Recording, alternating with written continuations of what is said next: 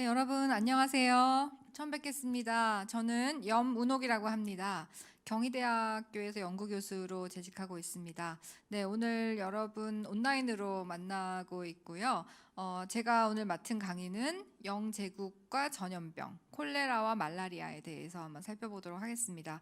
전체 이제 기획한 강의의 취지가 우리가 이제 코로나 시대를 맞이하여 코로나 시대 한가운데를 통과하고 있잖아요. 그래서 매우 위험하기도 하고 또 집안에 갇혀서 또 어떤 일이 잘 진행되지 않고 좀 불루해지기도 하고 하는 이런 상황에서 우리에게 어떤 인문학적인 성찰을 할 수 있는 시간들이 오히려 더 주어지는 것 같습니다. 그래서 여러분 뭐 대면으로 뵙지 못하고 너무나 아쉽게도 온라인으로 만나고 있지만 여러분과 이렇게 소통하면서 한번 전염병이라는 것에 대해서 이야기해 보도록 하겠습니다. 네.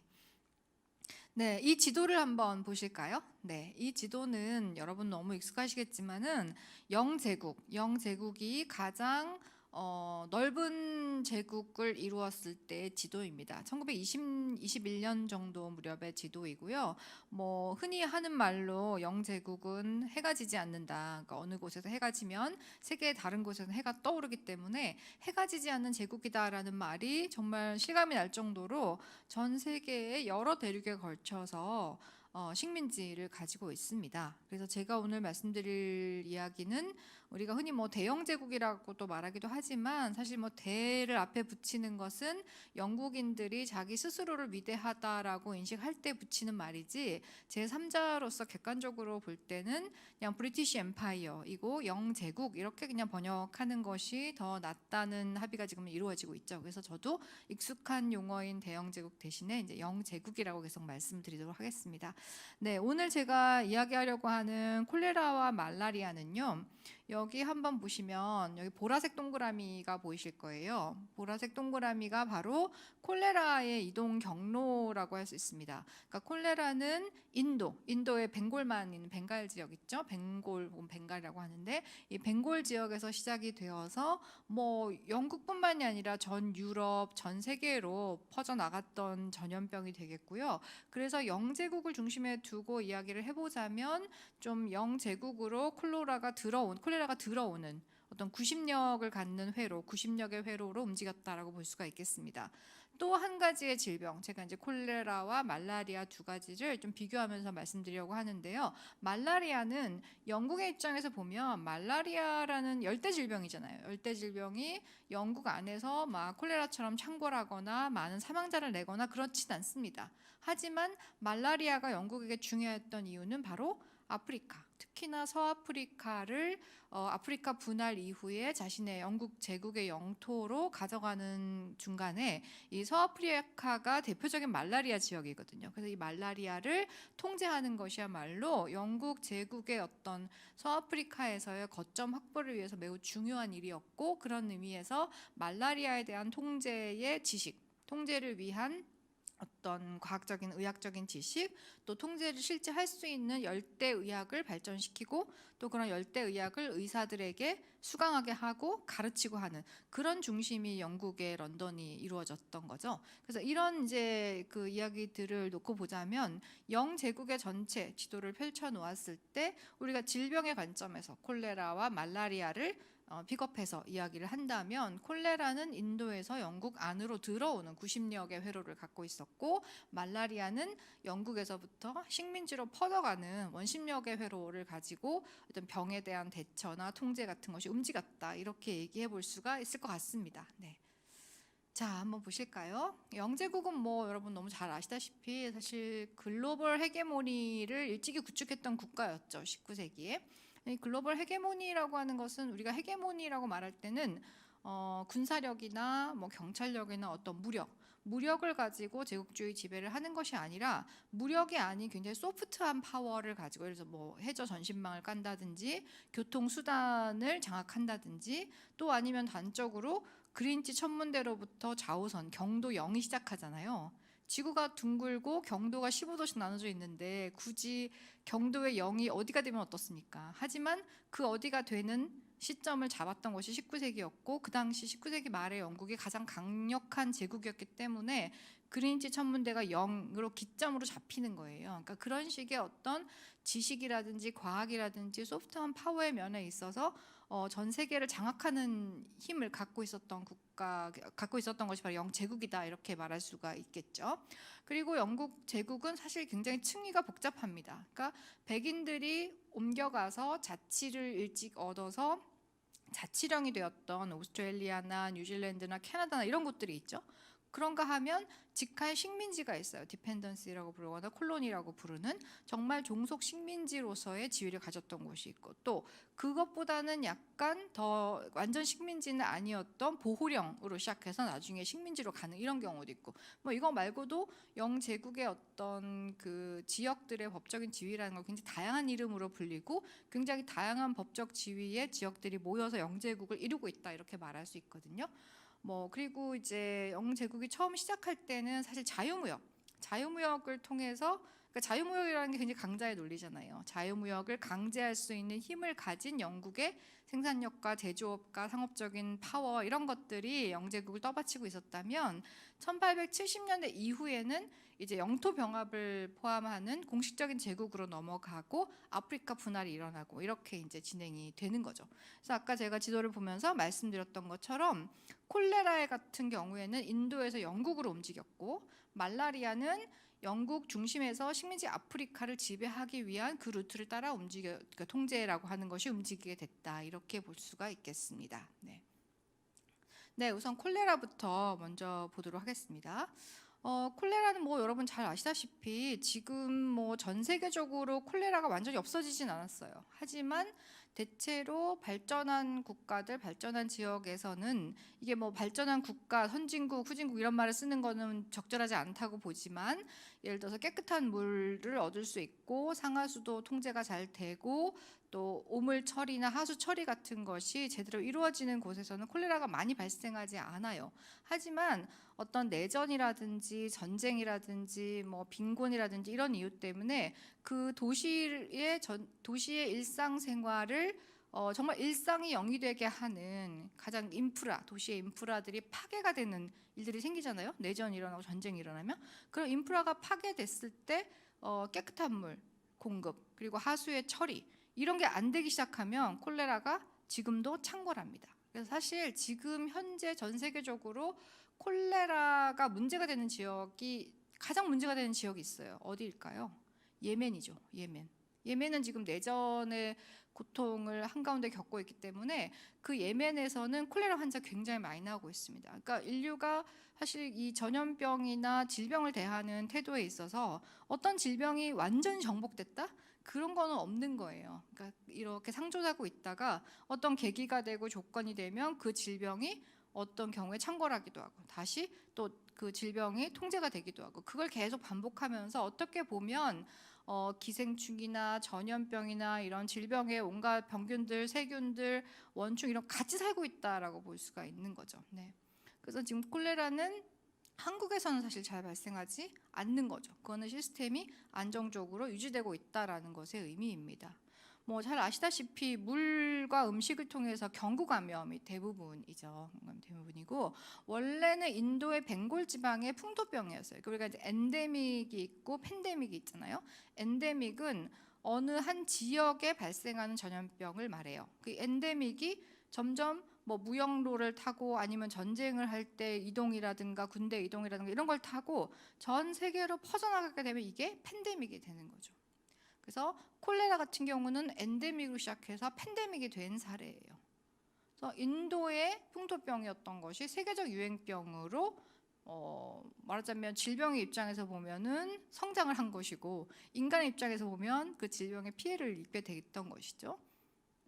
1817년에서 1856년에 인도에서 계속 인도에서 콜레라가 언제부터 있었어요? 고대부터 있었어요. 계속 기록이 있는데, 사실 고대의 그 질병이 근대 콜레라와 정확히 같은 것이다라고 하는 보증은 사실은 하기 어렵다라고 하는 것이 의학사가들이 하는 이야기거든요. 하지만 이제 증상이나 기록에 어떤 나와 있는 이런 걸 봤을 때는 아마 이것이 콜레라일 것이다라고 추정하는 거죠. 이제.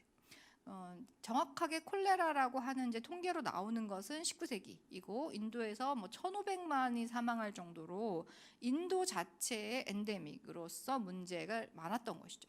근데 이제 여기에 인도에 영국이 식민 지배를 하기 시작하죠. 무굴 제국이 지배하던 지역을 영국이 들어가서 자신의 영토로 만들기 시작하고 그렇게 되면서 인도를 통치하기 위해서 가는 영국의 군대, 그 군대가 파견됐을 때 군대가 콜레라에 걸리고 이 콜레라 때문에 높은 질병 발생률 그리고 사망률 이런 것 때문에 영국이 인도를 통치하는 데 있어서 이게 곤란한 문제로 떠올랐던 거예요. 그래서 인도의 위생을 개선시키는 것이 결국 영국 군대의 안전을 위하는 길이고 영국이 인도 통치를 안정화시키는 길이었다라는 쪽으로 해서 이 인도의 그 콜레라에 대한 통제를 점차 하게 되는 것이죠. 예를 들어서 영국 군이 콜레라 사망자가 8,500 정도 막 19세기 중반에 이렇게 나오는 상황이었거든요. 19세기 후반으로 가면 이런 것들이 잘 통제가 되는 방향으로 행정 개혁 같은 거, 위생 개혁 같은 게 일어나게 되죠. 근데 또 한편으로 인도인들에 대해서는 이런 생각을 갖고 있는 거예요. 영국 사람들은 인도는 원래 날씨가 덥고 습하고 지저분하고 인도인들의 어떤 종교나 문화의 풍습이 어떤 불결한 것을 계속 양산하는 그런 문화이기 때문에 인도 자체가 불결하고 비위생적이다 라고 하는 타자에 대한 일종의 낙인 찍기 같은 것을 질병을 통해서 굉장히 하기가 쉽거든요. 그래서 인도를 비위생적이고 질병이 만연한 땅이다라고 하는 낙인을 여러 방식으로 낙인을 찍게 돼요. 미디어가 하기도 하고 소설이나 이런 곳에도 보면 묘사를 할 때 여러분 뭐 어릴 때 읽으셨을 수도 있는 소공녀, 사라가 나오는 소공녀라는 소설에도 보면은 소공녀가 사라가 부모님을 잃게 되는데 그 부모님이 왜 죽냐면 인도에 그러니까 이제 영국 식민 관리로 인도에 가서 일을 하다가 인도에서 병이 걸려서 죽었다 이런 설정인 거예요. 그러니까 인도는 뭔가 기회의 땅이기도 하지만 굉장히 위험한 곳, 비위생적이고 병에 걸릴 수도 있는 곳 이렇게 되어 있다는 거죠. 뭐 치명적인 콜레라가 발생해서 사람들이 파리처럼 죽었다 이런 얘기가 나오기도 하고요. 또 한편으로 인도인들은 서구식 교육을 받은 도시민들 같은 경우는 대체로 영국의 식민 권력이 가지고 있는 위생에 대한 여러 조처들을 하는 그런 지식의 어떤 우월함 그리고 그것이 매우 과학적이고 근대적이다라는 것을 받아들이죠. 하지만 또 농촌이나 이런 도시의 혜택을 받지 못한 쪽에서는 위생개혁으로 인해서 몸에 대해서 침범을 받게 되는 것 여기에 대해 굉장히 강력한 저항감을 드러내기도 하고 종교나 문화적인 침탈이다 이렇게 느끼기도 하는 거죠. 그래서 식민 권력과 위생 개혁은 식민 권력의 어떤 효능, 식민 권력의 효과를 보여주는 매우 눈에 띄는 장치이기도 하지만은 또 한편으로는 그것이 가져오는 실제 뭐 주사를 놓는다든지 뭔가 뭐 간섭을 한다든지 뭘 못하게 한다든지 이런 것에 대해서 저항을 촉발하는 그런 요인이기도 했다라는 얘기를 인도의 맥락에서 할 수가 있습니다. 네, 이제 인도 얘기로 더 가지는 않고요. 다시 이제 메트로폴리스로 오려고 해요. 다시 이제 런던으로 와 보면 런던은 뭐 19세기에 이미 메트로폴리스라고 불리고 있었거든요. 메트로폴리스는 거대 도시잖아요. 인구가 많이 사는 과밀하게 밀집되어 있는 사실 이제 이런 과밀하고 밀집된 도시가 번성을 하고 있을 수 있는 지금 우리가 살고 있는 삶의 양식이 그러하잖아요. 굉장히 과밀한 도시에 살고 있는데 이런 도시에 거주할 수 있는 것이 가능한 것은 질병이 통제가 되기 때문이에요. 근데 19세기 중반 정도의 시점은 인구는 많아요. 런던은 매우 과밀한 도시예요. 그런데 아직 질병의 통제가 완전히 잘 되고 있는 상태는 아닌 거예요. 그러니까 인구는 많지만 아직 쾌적한 도시는 전혀 아니었던 것이고 런던의 과밀은 1800년에 런던 인구가 100만이 넘어가요. 근데 1800년 시점에 인구가 100만이 넘는 도시가 전 세계에 딱 두 개 있거든요. 하나는 런던이고요. 하나는 어디일까요? 제가 물어도 여러분은 온라인으로 계셔서 답하시지 못하겠죠. 속으로 해주시면 에도입니다. 일본의 동경의 옛 이름이죠. 에도와 런던이 1800년 기점으로 100만이 넘어가요. 그만큼 상업사회가 발달을 하고 뭔가 소비와 무역과 제조업 이런 게 다 모이는 곳이다 보니까 인구가 확 늘어나는 거예요. 런던과 에도는 그 이후에도 쭉 인구가 계속 늘어나거든요. 그래서 런던을 보면 250만, 정도 19세기 중반에 이미 이제 그런 도시가 되었는데 문제는 뭐냐면 여기 지금 한번 그림을 봐주세요. 여기 그림 제가 그린 거 아니고요. 여기 이제 19세기 빅토리아 시대의 런던 하면 대표적으로 나오는 캐리커처들인데요. 나이트맨이라고 되어 있죠. 나이트맨이 뭘까요? 밤의 남자, 밤의 인간인데요. 밤에 말하자면 그 사람에게서 나오는 사람의 그 대변이죠. 분뇨. 사람 분뇨를 이렇게 싣고 가는 거예요. 싣고 가서 큰 웅덩이 이렇게 구덩이가 있거든요. 거기에 이렇게 모으는 거죠. 옛날 시골 생각하시면 왜 똥장군이라고 해서 이렇게 똥지게를 지고 그걸 오물 구덩이에 묻어놓고 그걸 잘 삭혀서 퇴비를 쓰고 이런 거 기억하시면 될 것 같은데 그런 걸 하는 사람의 직업이 있어요. 이런 나이트맨이라고 했거든요. 그러니까 이런 사람들이 돌아다니고 당연히 하수도는 없어요. 그러니까 지하에 오물 구덩이를 파고 인간과 동물의 분뇨나 이런 걸 다 같이 섞어 놓는 거죠. 또 뭐 퓨어 파인더라고 해서 퓨어는 개똥이거든요. 그러니까 그 독의 푸라는 뜻이거든요. 그래서 퓨어를 찾아서 개똥을 찾아가지고 그걸 이제 가죽 손질할 때 그게 필요하기 때문에 그걸 찾아서 모아가지고 파는 아이들도 있고 뭐 이런 식의 모습이 인구 250만이 넘는 메트로폴리스 런던의 모습이었어요. 그러니까 찰스 디킨스 소설가가 이야기하기를 뭐 온갖 메스꺼운 폐기물이 어디로 가겠어요? 템즈로 가는 거죠. 그러니까 템즈강이 거의 쓰레기 하치장 같은 상태라고 보시면 돼요. 하수도가 없으니 그런 상태인 거죠. 그러니까 이제 그 오염된 물에 콜레라균이 살게 되고 그 콜레라에 걸리는 환자들이 계속 주기적으로 생겨나는 거예요. 그래서 콜레라에 걸리면 대표적으로 나오는 증상이 쌀뜨물 같은 변을 보고 완전히 사람이 탈수가 돼가지고 시커멓게 돼서 사망에 이르게 되는 굉장히 끔찍한 죽음을 맞이하게 되거든요. 그러니까 이런 이제 콜레라의 공포가 계속해서 찾아오게 되는 겁니다. 자, 그러면 콜레라를 런던에서 이제 통제할 수 있게 되는 계기들이 몇 가지가 있는데요. 그 중에 하나가 바로 존 스노우라고 하는 의사의 업적이에요. 존 스노우는 요크, 런던 좀 북쪽으로 올라가는 오래된 중세 도시죠. 요크 출신의 외과 의사였고요. 런던으로 와서 이제 내과 의도하고 외과 의도 개업 의사를 하고 있었어요.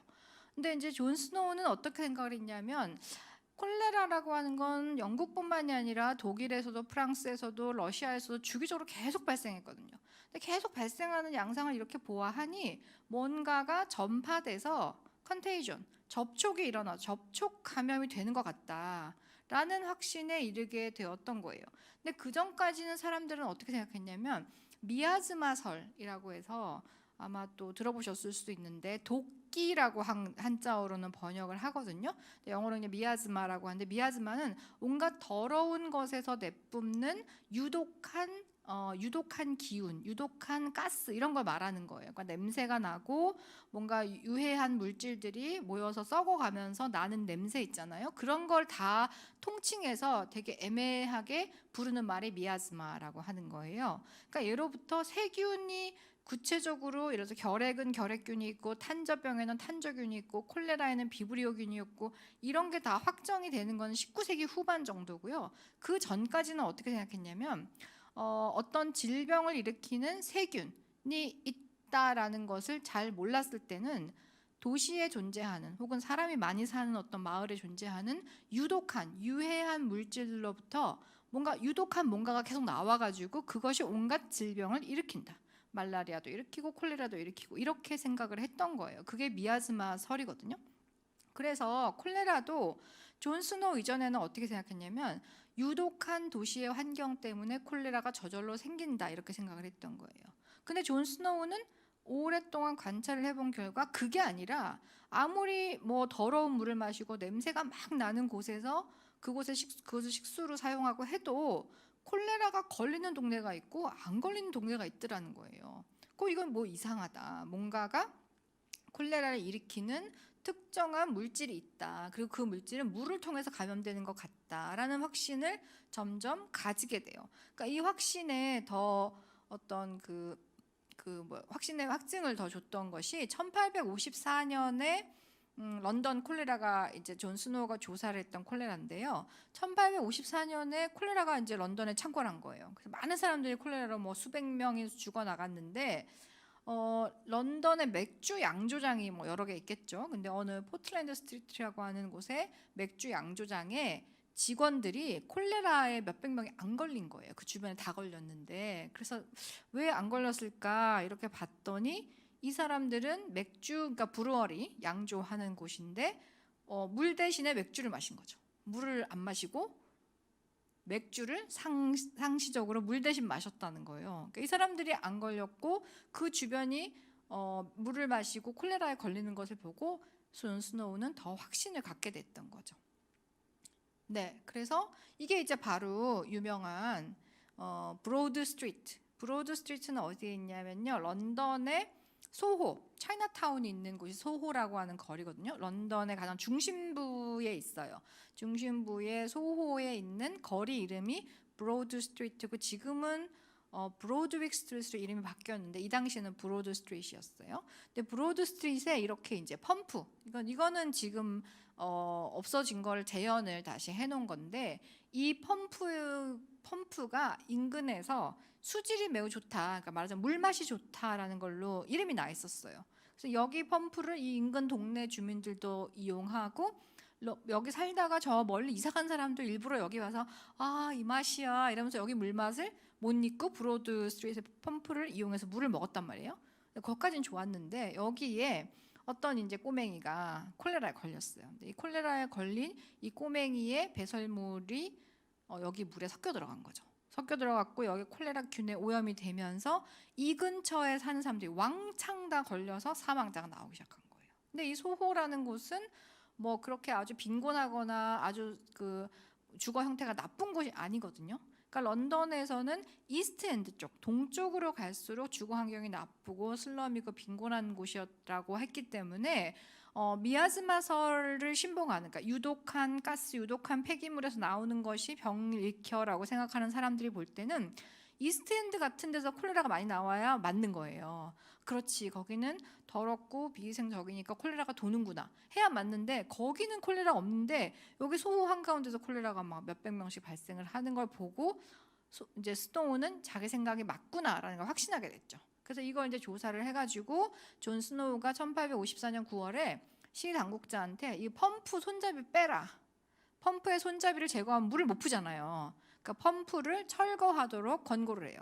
그래서 그 말을 듣고 했거든요. 그랬더니 이제 콜레라가 잦아들었던 거죠. 그래서 이 스노우에 의해서 콜레라는 물을 통해서 옮는다. 그리고 물 수질 관리를 하는 것이 콜레라의 방역에는 제일 중요하구나라는 것이 알려졌어요. 하지만 스노우의 견해가 바로 런던 사람들한테, 런던시 당국자들한테, 영국 정부에 확 받아들여졌던 것은 아니고 여러 가지로 사람들은 아직도 미아즈마 서울에 휘둘리면서 세균설이란 걸 확실히 믿지 않고 있었던 거죠. 그런 상황이 상당히 오래 갔습니다. 오래 가서 나중에 1883년에 로베르토 코흐가 뭐 탄저균도 발견한 사람인데 코흐가 인도의 캘커타에서 비브리오 균이 콜레라 균이다라는 것을 이제 확정을 하게 되죠. 그러니까 이때부터는 1883년 이후부터는 콜레라는 확실히 비브리오 균이 옮긴다라는 것이 알려졌고 비브리오 균을 통제하는 약도 나오고 콜레라에 맞는 이제 이걸 이제 물개 타가지고 백신으로 해서 콜레라 이제 통제 가능한 질병이 되어 갔던 거죠. 근데 1850년대 상황은 아직 통제가 안 되는 거예요. 네, 이 지도가 지금 정말 유명한 그 존 스노우의 브로드 스트리트 지도거든요. 여기 제가 빨간 동그라미 해놨잖아요. 빨간 동그라미 안에 글씨가 작아서 잘 보이실지 모르겠는데 펌프라고 되어 있어요. 여기 펌프. 여기 펌프가 아까 그 사진에 보셨던 브로드 스트리트의 펌프고요. 여기가 오염이 되면서 여기 검은 선이 보이시죠? 이게 막대 그래프거든요. 사망자의 숫자를 막대 그래프로 표시한 거예요. 여기 펌프에 가까이 있는 곳일수록 막대 그래프가 길게 되어 있죠. 근데 주변으로 멀리 떨어지면 많이 나타나지 않고 있어요. 그래서 이런 뭐 어떻게 보면 굉장히 명쾌하고 단순하고 아주 심플한 이런 걸 통해 가지고 존 스노우는 오염된 물과 콜레라의 관계를 증명을 해냈던 것이죠. 네, 그다음에 이제 에드윈 체드윅 같은, 체드윅은 의사는 아니에요. 변호사이고 공리주의자인 제레미 벤섬의 제자이기도 하고, 영국에서 구빈법을 개혁한다든지 뭐 위생에 대한 보고서를 쓰는 이런 것에 활동을 했던, 말하자면 관료, 시빌 서번트, 공무원이거든요. 근데 이제 에드윈 체드윅의 위생 개혁이 중요한 이유는 상수도의 공급이라든지 하수도 처리 시설을 만들어야 되고, 또 거리를 더럽게 놔두면 안 되고 깨끗하게 정화를 하고, 또 주택도 환기를 해야 되고, 그러니까 이런 식으로 도시에 사람들이 살아가는 길거리, 상수도, 하수도, 노동자의 집, 나아가서는 작업장. 작업장에 대한 얘기는 많이는 안 했어요. 집이나 거리를 오히려 많이 강조했거든요. 그래서 에드윈 체드윅은 런던 시내의 전체적인 위생을 개혁해야 된다라는 주장을 하고, 그것에 보고서를 쓰고 또 위생 개혁의 법을 만들도록 함으로써 근대적인 개혁으로 가는 어떤 초석 같은 것을 놓은 사람이에요. 네, 체드윅이 이제 했던 거고, 보고서, 체드윅이 위생 개혁의 보고서를 유명한 1842년에 영국 노동 대중의 위생 상태에 대한 보고서 이렇게 써가지고 위생 상태가 이제 엉망이다 이렇게 얘기를 한 거죠. 그러니까 개혁이 필요하다라고 했고, 이 에드윈 체드윅의 아이디어는 이제 처음으로 예를 들어서 그 런던이라는 도시에 사는 도시의 인구, 내지는 런던 포함해서 영국 전체의 인구, population, 그러니까 전체 인구가 하나의 유기적인 사회적인 몸, 소셜 바디로서 그 인구의 숫자만 중요한 게 아니라, 그러니까 퀀터티만 중요한 게 아니라 퀄리티도 중요하다. 그러니까 인구의 퀄리티를 조절하려면 어떻게 돼? 인구가 건강해야 되잖아요. 인구가 건강하게 유지되려면 도시의 인프라가 잘 갖춰야 되고, 물 깨끗한 거 공급해야 되고, 이런 얘기들이 이제 국가 권력이 통치하는 통치술에 들어가게 되는. 그러니까 그 전까지는 그냥 알아서 사시고 뭐 그런 거 국가가 간섭하지 않았거든요. 그런 걸 본격적으로 인간의 몸에 대해서 개입하게 되는 그런 논리를 만들었던 것이 바로 에드윈 체드윅의 위생 개혁이라고 할 수 있어요. 그래서 사회적 몸으로서 인구, 퍼퓰레이션에 대한 통제라는 아이디어가 본격적으로 나타나기 시작했죠. 하지만 또 뭐 흥미로운 것은 체드윅은 아직 세균설 이런 거 잘 몰라요. 미아즈마설이 맞다라고 미아즈마설을 신봉하는 사람이었기 때문에 오히려 미아즈마설을 신봉하니까 위생적인 환경이 더 중요한 거죠. 그러니까 더러운 것을 다 없애야 되는 거예요. 그래서 미아즈마설은 낡은 것이고 세균설이 더 새로운 이론이니까 미아즈마설에서 세균설로 발전되어 갔다? 이것이 어떤 뭐 진보이고 발전이다? 이렇게 생각하는 건 너무 단순하고 비생산적인 논의라는 거죠. 네. 네, 그런 이야기를 할 수가 있고요. 이제 체드윅이 개혁을 조금 하긴 했지만은 1850년대 말이 돼도 아직까지도 메트로폴리스 런던은 더러워요. 너무 비위생적인 것이 여전했거든요. 그래서 이런 지금 여기에 그 그림을 보시면요, 당시에 나온 The Silent Highwayman이라고 1858년에 나온 캐리커처인데, 하이웨이맨은 강도잖아요. 길거리에서 이렇게 돈 내놓으시오 푹 찌르고 돈 뺏어가는 강도인데, 조용한 강도예요. 노상 강도. 근데 왜 강도냐면 템즈강이 강도라는 거예요. 조용하게 와서 더러운 것을 뿌려가지고 사람들의 목숨을 조용히 앗아간다는 거죠. 사람들이 시름 앓다가 다 병에 걸려가지고 조용히 집에서 쓰러지더라. 그러니까 이 템즈가 얼마나 더러우면 이렇겠느냐라는 것을 이야기하는 그림인 거죠. 그래서 1858년 7월과 8월 달에 여름이잖아요. 여름에 유난히 더웠어요. 그러니까 보통 지금은 하도 기상이변 때문에 유럽 날씨가 뭐 더웠다가 추웠다, 지금 스페인에 폭설이 내렸잖아요. 50cm 눈이 내렸다 그러죠. 그런 일들이 벌어지지만 대체로 영국의 7, 8월 여름 날씨는 굉장히 좋거든요. 근데 한 번씩 미친 듯이 더울 때가 있어요. 그러니까 이때가 바로 그랬던 때라는 거죠. 1858년 7월, 8월이 거의 30도 넘어가는 무더위가 연일 계속이 됐고, 원래 그렇게 덥지 않았는데 막 더워지니까 템즈의 오물들이 어떻게 됐겠어요? 부글부글 끓었죠. 그래서 템즈 강변에 바로 국회의사당이 있고, 의원들이 이제 문 열어놓고 의회 회기에 회의를 해야 되는데 문을 못 여는 거예요. 문 열면 전부 다 이렇게 손수건으로 입을 막아야 되는 그런 상황이 되니까 이거를 The Great Stink라고 해요. 스팅크, 악취거든요.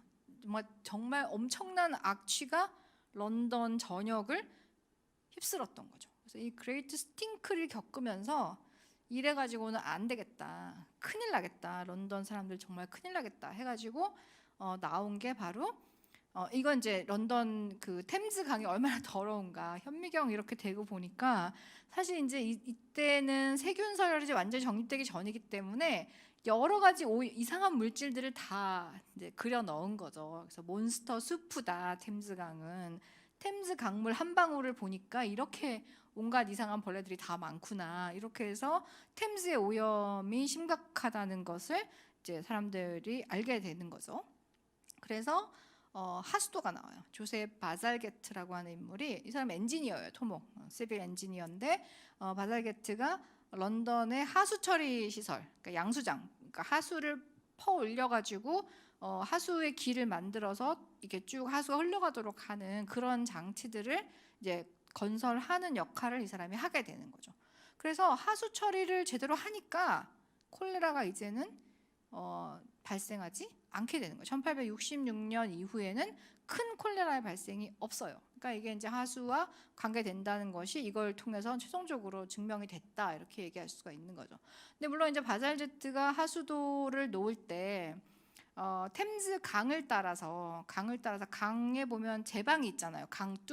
강둑에 제방을 쌓고 그 제방 아래로, 그러니까 제방의 지하로 하수관이 흘러가게 하는 그런 방식으로 건설을 하거든요. 이제 그러다 보니까 템즈 강변의 토지를 수용을 당한다거나 아니면 그렇게 짓는 것에 대해서 반대를 하는 사람들은 이 바잘제트를 보고, 아니 뱀처럼 꾸불꾸불 런던 시내를 꾸불꾸불 돌며 바잘제트는 뱀인가 막 이러면서 막 펀치 같은 데서 풍자를 하는 거죠. 그러나 어쨌든 그렇거나 말거나 바잘제트는 이걸 밀어붙여요. 그리고 런던 시가 이거를 이제 추진을 하고요. 그래서 결국 이렇게 하수 시스템이 만들어집니다. 여기 파란색 선이 뭐 당연히 이게 템즈겠죠. 템즈강이고요. 여기 까만 선들이 바잘게트의 하수도예요. 보시면 템즈랑 정말 같이 붙어서 가는, 그러니까 이런 데가 제방에 있는 이런 곳은 지명도 embankment, 제방이라고 하는 지명 갖는 곳이거든요. 이렇게 붙어 가다가 또 안 되는 곳은 조금 떨어졌다가 여기 높은 곳에서는 이제 양수기를 퍼가지고 올려서 아래로 흘려보내고, 그러니까 이렇게 하수 처리를 하는 거죠. 여기 보시면 템즈의 embankment의 제방을 횡단면을 보시면요, 여기 보셔야 돼요. 여기 철도가 지나가잖아요. 이게 지하철이에요. 그러니까 1850년대에는 이미 런던은 지하철이 있어요. 이미 굉장히 혼잡한 도시라서 도로 위에는 너무 혼잡해요. 마차가 너무 많이 다녀서 더 이상 뭐 예를 들어서 뭐 유럽의 다른 도시 가면 트램들이 많잖아요. 트램을 지을까도 생각했어요. 근데 트램을 할 수가 없어요. 너무 마차가 많기 때문에. 그래서 생각한 게 땅을 파자. 그래서 땅을 파서 여기에 지하철을 넣은 거죠. 근데 이 당시 기술로는 땅을 깊게도 못 팠고요.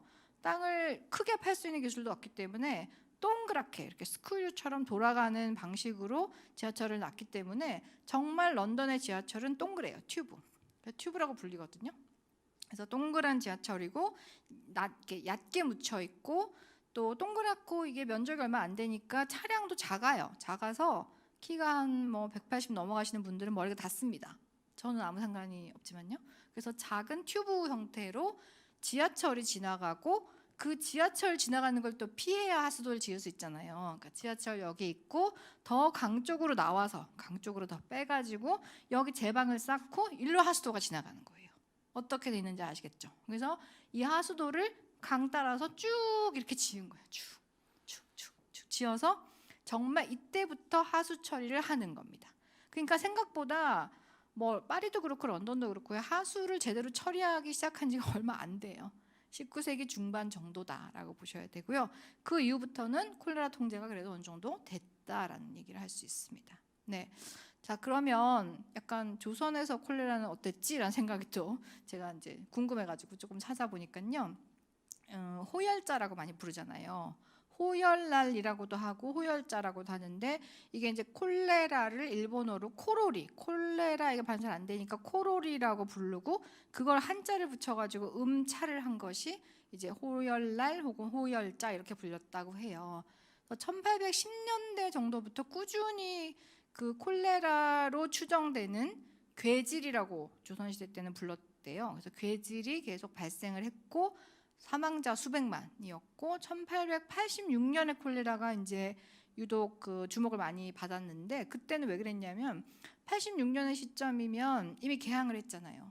개항을 해서 개항장들이 세 곳이 있어요. 인천, 원산, 부산. 그리고 인천은 한성이 가깝죠. 그러니까 인천에 만약에 콜레라가 돌거나 해서 전염이 되기 시작하면 한성도 위험한 거예요. 그래서 인천도 방역해야 되고 원산, 부산 이 세 곳의 개항장의 방역의 문제가 떠올랐던 것이 바로 1886년 콜레라부터예요. 더군다나 또 개항장에는 청국인 거류지가 있고 일본인 거류지가 있죠. 그러니까 그러니까 조선인들 말고 일본인이나 청국인들도 살고 있기 때문에 이들은 이들 나름대로 자기들의 생명을 지키기 위해서 방역을 하려고 하고 조선 입장에서는 그들에게 만약에 그들이 전염이 되어 있거나 콜레라에 걸린 배가 들어왔다 거기서 선원이 내렸다라고 하면 우린 여기 방역해야겠어 소독해야겠어 이렇게 할 수 있겠죠. 그래서 검역 주권의 문제 상업적인 이해관계의 문제 개항장에서 자국민을 누가 어떻게 보호할 것이냐의 문제 이런 게 막 얽히면서 그러니까 근대적인 의미에서 쿼런틴 방역이라는 문제가 주권과 연결되고 상업과 연결되고 하는 그런 모습이 굉장히 다이나믹하게 보이는 시기가 바로 이 1886년 콜레라였다라고 하더라고요. 그래서 이런 것도 이제 한국이 조선이 겪었던 경험도 아직 식민지가 되기 전이지만 국권 침탈을 이제 받기 시작하는 형태였고 나중에 이제 일본인들이 들어와서 이 식민지의 도시에 필요한 인프라들을 만들고 근데 그 인프라의 건설이라고 하는 거는 조선인들의 건강을 위해서라기보다는 1차적으로는 조선에 와 있는 일본인들의 건강을 챙기는 위생을 하기 위해서 개혁을 했던 것이고 근데 그것만으로는 끝나지 않죠. 왜냐하면 일본인들, 거류민들 아니면 제조 일본인들의 생명을 지킨다는 것은 그 주변에 있는 조선인들의 생명이 지켜지지 않으면 똑같이 위험해지잖아요. 근데 그런 면에서 또 위생이라고 하는 것이 더 어떤 효능을 갖게 되는 결과를 낳고 그러니까 이렇게 이제 맞물려 돌아가는 그런 양상이 사실 영제국에서 보였던 것이나 일본과 그 조선 식민지와의 관계에서 보였던 것이나 조금 보편적이고 유사한 측면들이 나타난다라고 얘기할 수가 있겠습니다. 네. 그래서 또 1895년에는 조선 정부가 호열자 예방 규칙 이런 걸 내기도 하고요. 그때 이제 그 구한말에 한국에 와 있던 조선에 와 있던 많은 선교사들이 있고 그 선교사들은 또 많은 경우 의료 선교사거든요. 그러니까 의사이면서 그러니까 의업을 선교와 같이 연결시켜서 가는 경우 많았어요. 그런 사람 중에 한 명이었던 올리버 에비슨에게 방역 책임을 맡겨요. 그리고 한글로 벽보를 만들어라. 콜레라 방역에 대해서 지침을 만들어서 배포를 해라. 이렇게 해서 보면은 이제 여기 보면 콜레라는 귀신에 의해 발병되지 않습니다.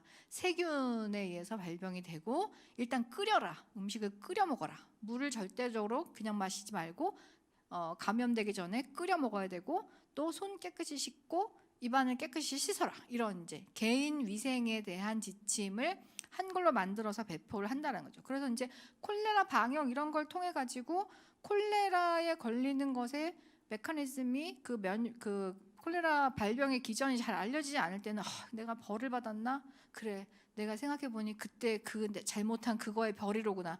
라든지 아니면 귀신이 들었다라든지 이렇게 설명되던 것들을 근대 과학적인 것으로 치환하고 거기에서 개인의 위생을 강조함으로써 어떻게 보면 감염의 책임을 개인에게 이제 부여하는 거죠. 그리고 개인이 만약에 감염이 되면 너가 손을 안 씻고 물을 안 끓여 마셨으니 콜레라에 걸렸지라고 책임을 물을 수 있는 어떤 회로 같은 것이 또 생기게 되는 거죠. 그러니까 이런 것들도 역시 공통적으로 조선에서도 보인다라고 할 수 있어요. 그리고 귀신이 병을 가져온다거나 질병에 걸리면 뇌가 무슨 죄를 지어서 이런 큰 병에 걸렸지라는 생각이 우리에게도 스쳐가는 것 이런 것들이 여전히 인간에게 있어서 전염병 포함해서 온갖 질병이라고 하는 것은 물론 과학적으로 그 질병에 대해서 더 잘 알고 치료법을 잘 알고 대처해야 되는 게 맞죠.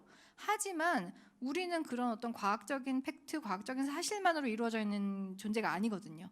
그래서 질병에 달라붙어 있는 온갖 메타포들, 은유들이 있어요. 메타포들의 그런 굉장히 문화적이고 역사적인 거죠. 그런 것의 영향을 굉장히 강력하게 우리는 받고 있어요. 그래서 조선시대 말기 같으면 콜레라, 귀신 들렸다 이렇게 얘기했겠지만 지금은 그렇게 얘기 안 하지만 지금도 어떤 사람들은 또 코로나의 치료제로 말라리아 치료제인 퀴닌을 먹으면 낫는다. 그런 얘기를 또 일부는 막 믿기도 하고 이러잖아요. 그래서 인간과 질병의 관계라는 것은 과학으로 깔끔하게 정리되지 않는 역사적인 무게가 있는 역사적인 맥락과 엄청난 그 무게를 갖는 은유, 메타포의 지배를 받는 측면이 굉장히 강하고 그럼 우리는 어떻게 해야 되지? 그 메타포들을 정면으로 봐야죠. 언제 왜 생겼는지. 왜 이런 식의 은유들을 이 질병에는 쓰게 되었는지 그걸 밝힘으로써 거기서 자유로워질 수 있지 않을까라는 생각을 좀 또 하게 돼요. 이건 뭐 문학 비평가이긴 한데 수잔 손택이라고 하는 미국의 여성 비평가죠. 수잔 손택이 은유로서의 질병이라는 책을 썼어요. 그래서 뭐 결핵이나 암이나 에이즈나 이런 질병이 그냥 그 질병에 대해서 매우 객관적이고 중립적으로 이 질병은 어떻고 증상이 어떻고 뭘 먹으면 낫고 뭘 하면 안 되고 그런 아주 중립적인 지식으로 우리에게 다가오는 게 아니라 결핵 이러면 그 여성들이 막 이렇게 콜로 기침하면 막 하얀 손수건에 빨간 피가 콜로 이렇게 묻으면 어지러워요 이렇게 쓰러지는 그런 것으로 우리에게 연상되는 거 또 암하면 굉장히 막 이런 암 덩어리가 막 커지는 그런 의미가 있는 거 또 에이즈 같으면 어떤 특정한 섹슈얼리티와 연결지어서 생각하는 거 이런 거 다 은유라는 거예요. 그래서 우리가 이 코로나 시대에 은유라고 질병과 관련된 은유와 잘못된 신화나 이런 거 이기는 힘은 어디서 나올까 어떻게 해야 될까 그런 고민을 또 하게 만드는 것 같아요. 네. 갈 길이 멉니다. 더 가야 됩니다. 네. 그 이제 조선에 대한 얘기 하나만 더 하고 싶은데요. 부산에 가시면 부산 여기가 초량군가 아마 그런데 부산에 성지국 수원지라는 데가 있어요. 지금 어린이 공원 되어 있는데요. 성지국 수원지는 여기가 뭐냐 하면 한국에서 최초의 근대적인 상수도 시설이 만들어진 곳이에요. 그러니까 상수도로 쓰기 위한 수원지 댐을 만든 곳이 성지국 수원지이거든요. 그러니까 여기가 사진이고요. 여기 보시면 일본인 토목 기사들이 이걸 만들었다라고 여기 영어로 적혀 있어요. 뭐 나카지마, 사노, 아사미, 토모카와 이런 엔지니어들이 이걸 건설했다 이렇게 써 있거든요. 1907년에서 9년에 만들었어요. 그러니까 식민화되기 직전인데 이 근대 상수도가 부산에 놓여졌던 거는 왜 그랬냐면 일본인 거류지가 생기고 거류민들이 점점 많아졌어요. 그러니까 부산에서 장사하고 뭐 하고 하는 일본인들이 많아지면서 그들의 물 부족 그리고 깨끗한 물 공급 이것 때문에 부산시 부산의 이 당시의 당국과 일본의 상인회와 이런 것들이 이런 사람들이 주도가 돼가지고 상수도를 놓은 거예요. 그게 근대 상수도의 한국에서의 시작이었다라는 거죠. 역시 이것도 어떤 식민지화되어 가는 상황에서 누구를 위한 상수도를 놓을 것인가라고 할 때 일본인 거류민들의 건강이 조선인들의 건강보다 더 중요했다라는 거죠. 그 상수도를 만들게 만들었다라는 거예요. 네, 여기까지가 이제 콜레라 이야기가 되겠고요. 그 다음에 이제 말라리아로 넘어가고자 합니다. 제가 콜레라와 말라리아를 굳이 같이 얘기하는 이유는요. 큰 타이틀에서 영제국과 전염병이라고 잡았기 때문이에요. 영제국이 질병, 특히 전염병의 통제와 관련해서 맺는 여러 가지 역사적인 맥락들과 계기들을 이야기하려고 한다면 아까 맨 앞에서 말씀드렸던 것처럼 인도에서 콜레라가 와가지고 런던 메트로폴리스를 휩쓸고 사람들을 희생시키는 그 흐름이 하나 있고 그런데 그 전염병이라고 하는 것이 주로 열대 지역에서 발생하는 전염병의 경우는 식민지 지배 그리고 제국주의적인 침탈을 하는 데 있어서 정말 이 질병을 통제하지 않으면 더 이상 영국인들이 세계로 진출할 수 없는 상황을 만들어내거든요. 그래서 이 두 가지가 이렇게 흐름을 만드는 것 같아서 제가 좀 일부러 연결을 좀 해봤습니다. 그래서 말라리아와 열대의학 얘기를 좀 시작해 보자면요. 열대라는 말은 트로피칼 존이잖아요. 근데 이게 굉장히 애매한 말이에요. 그래서 에드워드 사이드가 오리엔탈리즘이라는 책에서 상상의 질이 상상된 질 이런 말을 쓰는데, 이건 이제 사이드는 물론 동양과 서양이라고 하는 구분은 어디가 웨스트고 어디가 이스트인지, 아니면 어디가 오리엔트고 어디가 옥시던트인지의 구분은 사실 물리적인 경계선이 딱 있는 게 아니잖아요. 우랄 산맥으로 나누나요? 아니면 뭐 어디로 나누나요? 경계 긋는 사람마다 다르거든요. 경계를 긋는 주체에 따라 다르고 경계가 그어지는 맥락에 따라 다르단 말이에요. 그랬을 때 동서양이라고 하는 경계선이 상상의 질이다라는 얘기를 에드워드 사이드가 했어요. 근데 이런 상상의 질이라는 용어를 열대라는 말에도 그대로 적용할 수 있어요. 우리가 트로피칼 존이라고 얘기하고 트로피칼 메디슨, 열대의학이란 말을 흔히 쓰지만 그 열대가 어디서부터 어디까지가 열대지라고 물으면 이게 애매해요. 애매하고 또 시대에 따라 다르고, 또 지구의 긴 역사를 보면 지금의 온대 지역이 예전에는 더 더웠을 수도 있고 지금의 열대 지역이 예전에 온난했을 수도 있거든요. 그래서 이런 걸 고려하자면 열대라고 하는 지리적 명칭 역시 상상의 지리의 일종이다라고 얘기할 수가 있고요. 열대의학이라는 말은 그래서 열대 지역, 트로피칼 존이 대체로 서구 열강의 식민지가 되었던 지역이기 때문에 열대의학은 사실 식민지의학과 거의 동의어처럼 쓰이는 말이 되는 거죠. 또 이때 이제 열대라는 말은 상당히 사실 또 이게 스티그마가 찍히는 말인 거예요. 미아즈마, 아까 앞에서 계속 나왔죠. 유독한 가스, 유독한 물질을 배출하는 뭔가 더러운 것이 모여있는 그 미아즈마가 열대에서는 정말 치명적이다. 미아즈마가 많이 나온다. 이렇게 유럽인들은 생각을 했던 것이고, 이거는 열대의 실제 상황과는 관계없죠. 유럽인들의 상상인 거죠. 열기, 습기, 기온 변화, 덥고 습하고, 그러니까 덥고 습하다는 것 자체로 그냥 와, 질병이야 이렇게 생각하는 거예요. 그러니까 이런 생각이 열대의학이라는 말을 이제 만들어내게 됐고, 근데 사실 또 따져보면 열대 질병이 열대만 국한되는 게 아니거든요. 사실 말라리아 같은 경우도 열대 말라리아가 있지만 온대 말라리아가 있어요. 그러니까 온대 지역에서 발생하는 말라리아가 있거든요. 물론 열대 말라리아가 훨씬 치명적이죠. 그러니까 조선시대에 예를 들어서 여기 보시면 조선시대의 학질이라고 불렸잖아요. 말라리아가. 학질이라고 하는 말라리아는 3일열이라고 해서 3일 동안 열이 올랐다가 그 다음에 또 떨어졌다가 또 열이 바짝 올랐다가 떨어졌다가 한다고 해서 3일열 말라리아라고 하고, 온대지방에서 발생하는 말라리아예요. 근데 이 말라리아는 열대 말라리아보다 치명률이 훨씬 낮아요. 하지만 말라리아이거든요. 모기가 물면 걸리는. 그러니까 이렇게 열대의학의 가장 대표적인 질병인 말라리아조차도 열대에서만 발생하는 게 아니라는 거죠. 그러니까 이 말 자체가 굉장히 인공적이기도 하고 뭔가 모순적이기도 하고 그런 의미에서 기묘하고 수상하고 흥미로운 개념이구나라는 걸 알 수가 있는 거예요. 자, 그럼 열대의학이 왜 생겨났냐? 이건 정말 제국주의 시대랑 딱 달라붙어 있는 개념이에요. 그러니까 백인의 책무. 이게 이제 그 러야드 키플링이 했던 말이잖아요. 백인들은 전 세계를 구원해야 하고 문명화를 시켜야 할 너무 무거운 짐의 사명을 띠고 태어났는데 이게 백인의 짐이다. 백인의 책무다. White man's burden이다.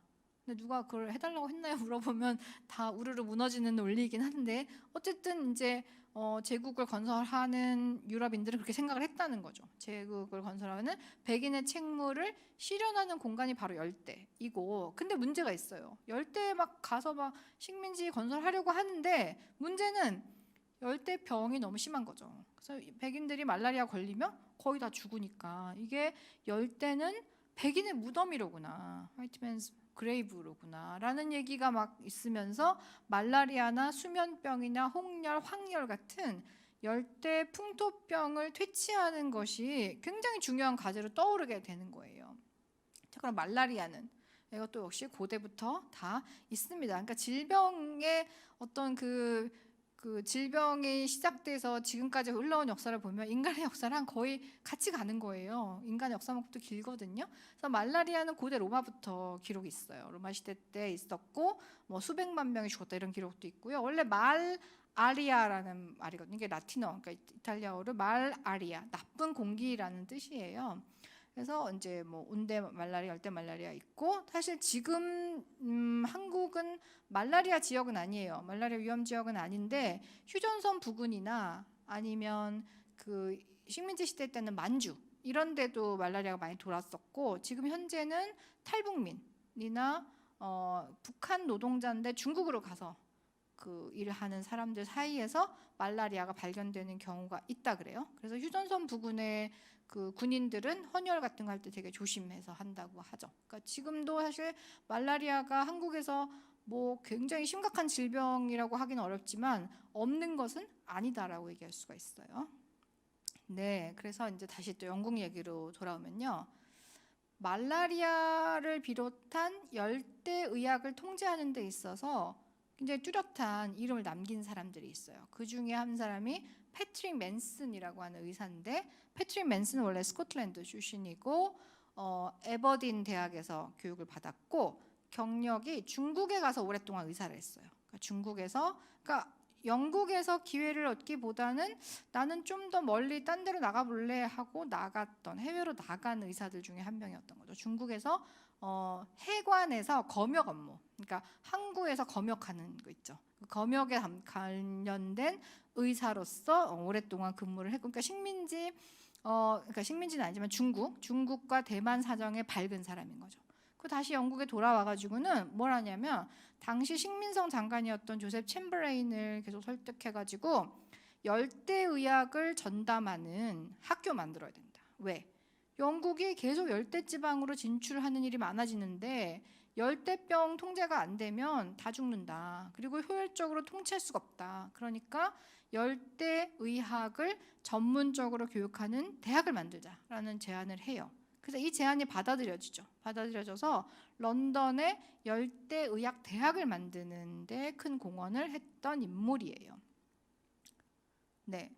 그래서 맨슨이 이제 열대의학의 전문 교육이 필요한 이유는 영국이 제국의 중심이 되어 가고 있는데, 열대 제국의 중심이 되어 가고 있어서 점점 이제 영국인들 열대로 나갈 일이 많아진다라는 거였고, 말라리아나 각기병이나 사상충성 상피병, 십이지장충증 이런 열대 질병은 온대 질병하고는 또 다르기 때문에 전문 지식이 필요하다는 얘기를 했던 거죠. 근데 이제 이 맨슨이 했던 그 공헌 중에 하나는 상피증이라고 있죠. 여기 상피병, 이게 코끼리 상자에 피부할 때 피자예요. 그 껍질 피자거든요. 그래서 코끼리 피부처럼 된다라는 뜻이에요. 제가 이제 일부러 약간 사진은 안 가져왔는데, 상피증에 걸리면요, 그러니까 다리나 혹은 뭐 이렇게 하복부 이런데 이게 상피증의 증상이 나타나는데 퉁퉁 부어요. 엄청나게 부어서 만약에 한쪽 다리에 상피증이 오면 한쪽 다리와 다른 쪽 다리, 걸린 쪽 다리의 크기가 엄청 차이가 나는 거죠. 그리고 그 피부는 코끼리의 그 피부처럼 딱딱하게 변해요. 이게 이제 상피병, 그 코끼리 피부가 되는 병 이렇게 되는데, 원래는 이제 사상충, 여러분의 반려견이냐 반려묘 사상충, 심장 사상충 그 주사도 맞히고 약 먹이고 하잖아요. 그 사상충이거든요. 근데 그 똑같은 사상충이 일으키는 병인데 그게 필라리아예요. 그러니까 이거를 요새는 상피병이라고 안 하고 그냥 필라리아라고 부르는 경우도 많은데, 이 필라리아 병의 기전을 이 사람이 알아내요. 사상충이라고 하는 이게 일종의 그 벌레죠. 벌레의 배아가 들어가서 체내에서, 모기의 체내에서 성장해서 그게 사람한테 옮겨가면 걸린다라는 걸 밝혀내요. 그래서 맨슨의 공헌은 뭐냐면 곤충, 모기가 인간에게 질병을 옮기는 병원체의 숙주가 된다라는 걸 처음으로 밝혀낸 거죠. 그래서 이런 맨슨의 연구는 이제 말라리아에도 적용을 할 수 있는 가능성을 열어주게 돼요. 상피병에 모기가 동물 숙주로 관여한다라는 생각을 했고, 이럼으로써 열대의학이 이제 미아즈마 같이 이렇게 애매모호한 뭔가 유독한 이런 걸로 생겨나는 게 아니라, 정확하게 상피증은 필라리아스는 이게 필라리아가 관여하는구나라는 게 하나씩 이제 밝혀지기 시작하는 거죠. 그래서 런던의 열대의학대학이 만들어져요. 1899년에 만들어지고, 원래 이제 이 그 열대의학대학의 처음에 기원은 그러니까 시맨, 배 타는 뱃사람들이 자기들이 아프거나 하면 병원이 필요할 거 아니에요. 그래서 선원 병원 협회라는 걸 만들어서 못 쓰게 된 배를 개조해가지고 병원선, 그러니까 병원을 배에다 차리는 거예요. 그래서 병원선을 만들어서 그 템즈에다 띄워가지고 치료를 했던 곳이 있거든요. 거기서부터 연원을 해가지고 점차 이제 건물을 지어서 병원으로 쓰고, 그 병원에다가 학교를 넣으면 어떻게 돼요? 학교를 임상도 할 수 있고 가르치는 것도 할 수 있는 거죠. 그래서 의학교가 전문적인 이론 지식과 임상의 환자 보기 이걸 같이 하는 병원을 갖게 되는 거죠. 그래서 지금은 런던 중심부에 있어요. 런던 대학의 본부가 세닛하우스라는 건물이 있고, 정말 런던 한가운데거든요. 그 한가운데에 캐펠 스트리트라는 곳에 있어요. 그래서 이거는 뭐 이제 뭐 얼마나 열대병 연구가 중요하냐 이런 얘기를 사람들이 막 얘기를 하면서 서로 합의를 해가고 있었다. 그런 사례를 읽어보시면 될 것 같고요. 여기 보시면 이것부터 보시죠. 시멘스 하스피털 소사이어티, 그러니까 선원들의 병원이 있었고, 그 병원을 좀 더 크게 만들어가지고 알버트동, 처음에는 동쪽에 있었어요. 런던 동쪽에 병원을 만들었고, 그러다가 옮겨와가지고 지금의 건물이에요. 그리고 학교의 로고죠. 지금은 하이진이란 말이 하나 더 붙어가지고 런던 스쿨 오브 하이진 앤 트로피칼 메디슨. 여기는 아프리카나 뭐 이쪽 제3세계에서 유학 오는 사람들도 많고, 열대병 연구도 많이 하고, 전체적으로 전 세계 공중보건 이런 것에 역시 중심적인 학교예요. 네.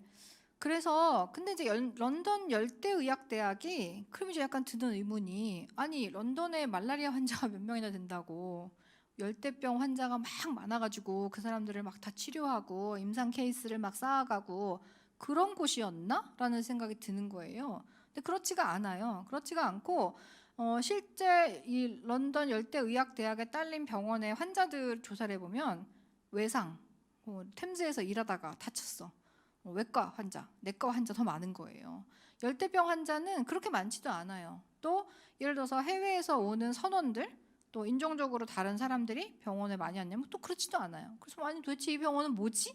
라고 생각을 해보면, 이것은 식민지로 파견하는, 해외 식민지로 파견하는 의사들을 교육하고, 또 해외 식민지로 파견하는 의사들이 가져야 할 의학 지식들을 만들어내고, 그러니까 제국의 중심인 런던에 있는 이 대학은 여기서 열대병을 치료하는 게 아니라 원심력을 바깥으로 뻗어나가는 곳이라는 거예요. 외부로 식민지로 열대병의 통제의 기술들을 펼쳐나가는 중심이었구나라는 것을 금방 캐치할 수가 있어요. 여기서 열대병 환자가 너무 많이 나와서 치료를 하는 병원은 아니었다라는 말이에요. 네, 그래서 학교가 만들어졌는데 런던에만 있냐? 그럼 또 그것도 아니에요. 런던보다 오히려 6개월 먼저 개교를 한 리버풀의 학교가 있어요. 그 리버풀의 학교가 바로 여기예요. 지금도 약간 런던 열대의학대학, 리버풀 열대의학대학 약간 대립각 이런 게 있거든요. 리버풀에도 열대의학대학이 있고요. 여기가 런던보다 조금 먼저 열었어요. 근데 리버풀은 뭐 지금은 뭘로 유명할까요? 리버풀은 축구로 유명하겠죠. 하지만 19세기에는 노예무역의 수도였고, 노예무역으로 부를 아주 차근히 쌓았던 곳이고, 20세기 오면은 해운업, 그리고 아프리카로 진출하는 증기선 같은 것을 띄웠던 곳. 타이타닉호 아시죠? 그 해운 사고를 만난 타이타닉호가 여기서 만들어진 배예요. 리버풀에서 만들어진 배예요. 출발한 건 아니지만, 네. 어쨌든 해운업으로 유명한 도시잖아요. 그래서 해운업 사업가가 돈을 대서 학교를 만들어요. 그래서 리버풀 위생학교가 만들어지고, 이게 중요한 게 아니고 여기에 교수로 온 사람이 중요합니다. 로날드 로스라고 하는 인물이 바로 말라리아를 옮기는 특정한 모기가 있다. 그 모기는 아노펠레스라는 모기예요. 그러니까 아무 모기나 다 말라리아 옮기는 게 아니고요. 모기 특정한 종 중에는 말라리아의 매개가 되는 모기가 있구나. 그걸 밝혀낸 거예요. 밝혀내서 이 사람이 노벨 생리의학상 수상하죠. 1902년에. 영국에서 최초의 노벨상 탄 사람입니다. 그래서 로날드 로스는 인도에서 태어난 사람이에요. 그러니까 부모 영국인인데 인도에 가 있는 영국인이었고, 거기서 태어났고 영국에 와서 의학 교육을 받고 다시 인도로 군의관으로 가요. 그래서 인도에서 콜레라 통제, 말라리아 통제 이런 거의 현장 경험을 굉장히 충분히 쌓은 사람인 거죠. 그러니까 맨슨이 중국에서의 경험을 통해서 런던으로 와서 식민성하고 협업을 하면서 계속해서 어떤 학교를 만드는 이런 역할을 했다면, 루스는 굉장히 현장에서 발로 뛰는 스타일이었던 거죠. 그래서 이 사람은 현장 중심의 그 연구를 통해 가지고 모기의 위벽에서 기생충 발견을 했고, 이게 인간 말라리아의 진화된 형태다라고 확정을 하고 아노펠레스 모기종을 확정을 합니다. 그래서 이 리버풀에 대학이 생기고 로스를 초빙해요, 교수로. 그래서 리버풀 대학의 교수로 로스가 가게 되는 거죠. 자, 그래서 열대의학교, 그러니까 지금 런던에 하나 있고 리버풀에 있잖아요. 이 학교들이 어떤 역할을 했냐, 아까 잠깐 말씀드린 대로 식민성에서 식민지로 파견되는 의사들을, 이 사람들이 식민 통치의 보건 위생을 실천하는 주체들이었다고 한다면, 이 사람들이 여기 파견되려면 여기 수업을 들어야 돼요. 2-3개월 정도는 열대 질병에 대한 강좌를 의무적으로 이수를 해야 되는 거예요. 물론 이것은 식민성에서 파견하는 의사에 관한 거예요. 이런 경우 말고 개인이 그냥 개인 개업의로 내가 만약에 뭐 감비아나 시에라리온에 피지나 가서 하겠다. 그거 가는 건 자유예요. 그건 열대병을 듣건 말건 국가가 상관하지 않는데, 식민성에서 공식적으로 파견하는 의사들이 있어요. 이런 사람들을 Medical Officer of Health라고 하거든요. 이런 이제 식민지로도 영국 안에도 있고, Medical Officer of Health는 식민지로도 다 파견이 되는데, 그 식민지에 파견하는 의사들은 뭘 해야 된다? 열대의학을 들어야 되는 거예요. 이렇게 이 학교가 중심으로 작용을 했다는 것을 알 수가 있어요. 네. 그래서 이제 말라리아 얘기로 와보면은, 자, 그러면 제가 주목을 했던 거는 1899년과 1900년에 두 번 영국에서 말라리아 조사단을 파견해요. 어디로? 시에라리온으로. 시에라리온은 어디냐면 어딘지 아세요? 서아프리카.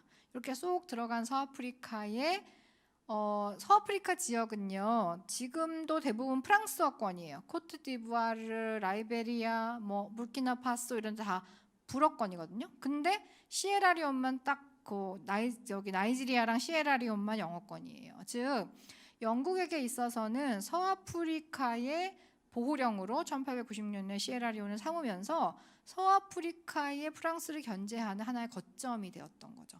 영국의 식민지는 대체 동아프리카에 있거든요. 이집트, 그다음에 케냐 밑으로 내려와서 남아공 이렇게 연결되는 동아프리카가 영국의 무대인데, 서아프리카에 시에라리온, 나이지리아가 딱 찍혀 있는 거죠. 그러니까 그런 위치가 있는 곳인데, 여기에 말라리아, 그러니까 서아프리카의 적도 부근이 다 말라리아 지역이기 때문에 말라리아가 이 되게 유명한 곳이에요. 그러니까 백인의 무덤이다라고 하면은 서아프리카를 주로 말하는구나 이렇게 하던 지역인데, 여기에서 말라리아를 퇴치한다라는 거 하는 것은 굉장한 의미가 있는 거예요. 그러니까 열대의학에 전문화를 하고 대도화를 하고 의사를 보내서 거기서 보건위생을 해서 시에라리온의 열대 지역인데 말라리아 퇴치됐어? 와, 식민지 권력이 대단하구나. 그러니까 증명이 되는 거거든요. 그래서 이런 그 노력을 꾸준히 하게 돼요. 우선은 이제 환경 개선 같은 거, 깨끗한 물 공급하는 수전을 만들고 하수도를 파고 그런 역할을 하다가 20세기가 딱 가는 그 전환기 1899년, 1900년에 말라리아 조사단을 파견을 해요. 그래서 이 조사단의 파견은 어떤 의미가 있냐면, 그러니까 20세기 초가 되어가던 시점이 말라리아가 막 폭발해가지고 진짜 큰일 났다 이런 게 아니고요. 말라리아는 꾸준히 감소하고 있어요. 꾸준히 감소가 있는데 여기서 조사를 해가지고 확실하게 말라리아를 근절하면 어떻게 돼요? 식민지 권력의 어떤 효능감 같은 거 굉장히 올라가는 거거든요. 딱 그 시점이었다라고 저는 판단을 하는데, 그래서 이렇게 두 번의 말라리아 조사단이 파견이 됩니다. 하나는 1899년에 리버풀 열대의학대학의 로스가 단장을 해서 가게 되고요. 또 하나는 왕립학회에서 말라리아 조사단을 꾸려서 가요. 이 두 군데가 약간은 다른 의견을 내고 그 다음에 이제 어떻게 전개가 되는지 말씀드릴게요. 그래서 이제 뭔가 이렇게 말라리아에 잡힐 듯 잡히지 않는 말라리아를 콱 박멸하는 것을 통해서 식민지 통치 권력의 열대의학에 대한 장악력, 효능 이걸 탁 보여주는 그런 것이었다라고 저는 판단을 하는 겁니다. 네. 그래서 시에라리온의 당시 이제 이건 뭐 시에라리온은 제가 못 가봤고요. 런던의 아카이브에 가면 이런 게 다 사진이 남아 있습니다. 시에라리온에 가면 틀림없이 없을 거예요.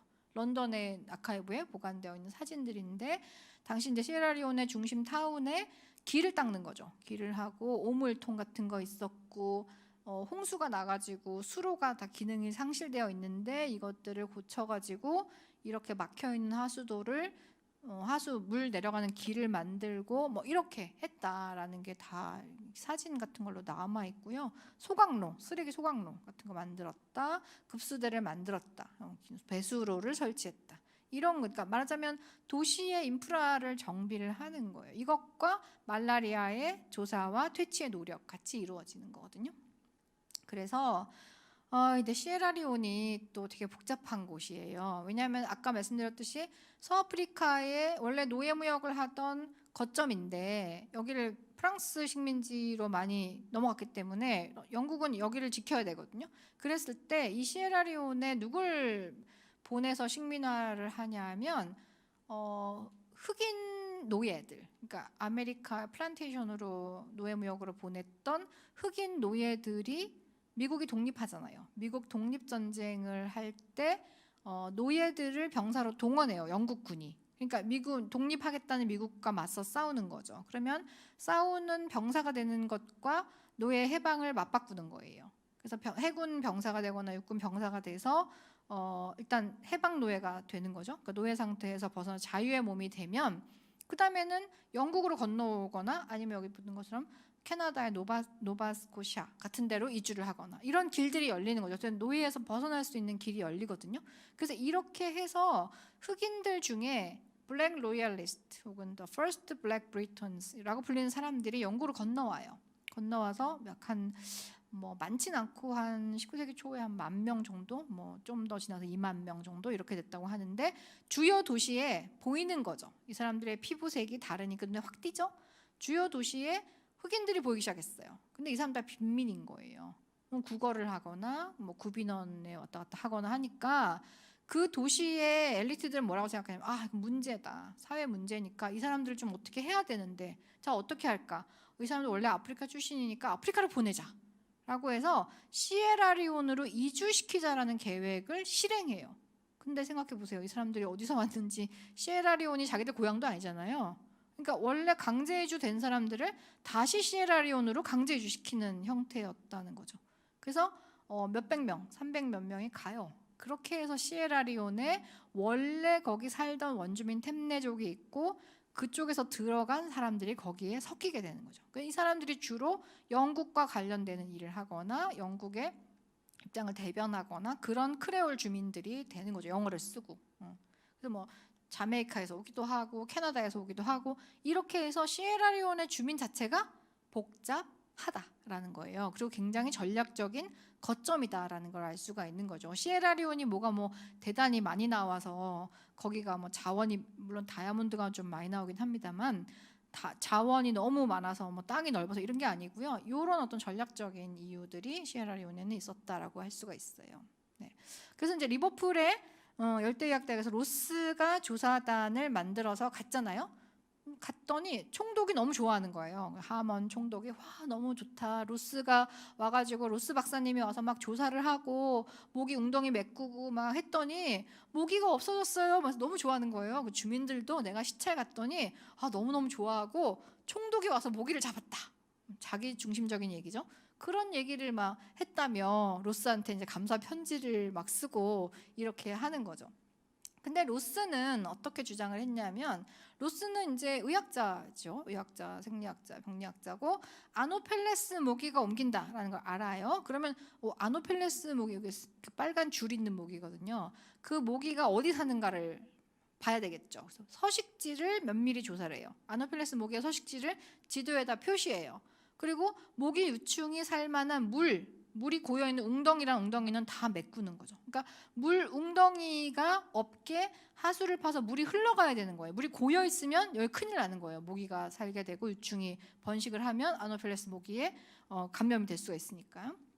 그런 역할을 했고 그래서 이제 여기 사진부터 먼저 볼게요.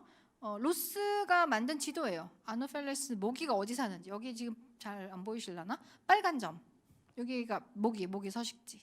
모기 서식지. 그러니까 정말 그 재미없는 지난한 작업을 한 거죠. 요 먹이가 뭔 마리 있나, 여기 유충이 있다, 몇 마리 발견됐다 해가지고 빨간 점을 다 찍었어요. 찍어가지고 아노펠레스 모기의 서식지 조사를 하고 또 뭐라냐면 요런 카드를 이제 조사단으로 고용된 인부들한테 요 카드를 들고 각 집을 다 방문하게 해요. 그러니까 프리타운, 그러니까 그 시에라리온의 중심 도시가 프리타운인데 프리타운의 도시를 그 집을 방문하게 해가지고 여기 보시면 이 카드를 소지한 작업 인부를 개인 주택으로 들여보내 주세요. 별도의 비용 없이 개인 주택에서 모기를 퇴치할 것입니다. 이렇게 써 있어요. 가서 모기가 살만한데 다 물 없애는 거죠. 청소하고 물 고여 있는데 메꾸고 쓰레기 버리고 그 진짜 뭐 무슨 도시 청소 작업 이런 걸 열심히 한 거예요. 열심히 해서 진짜 이거 다 하고 나니까 그러니까 거의 프리타운에 있는 대부분의 주택을 방문했다라고 보시면 되거든요.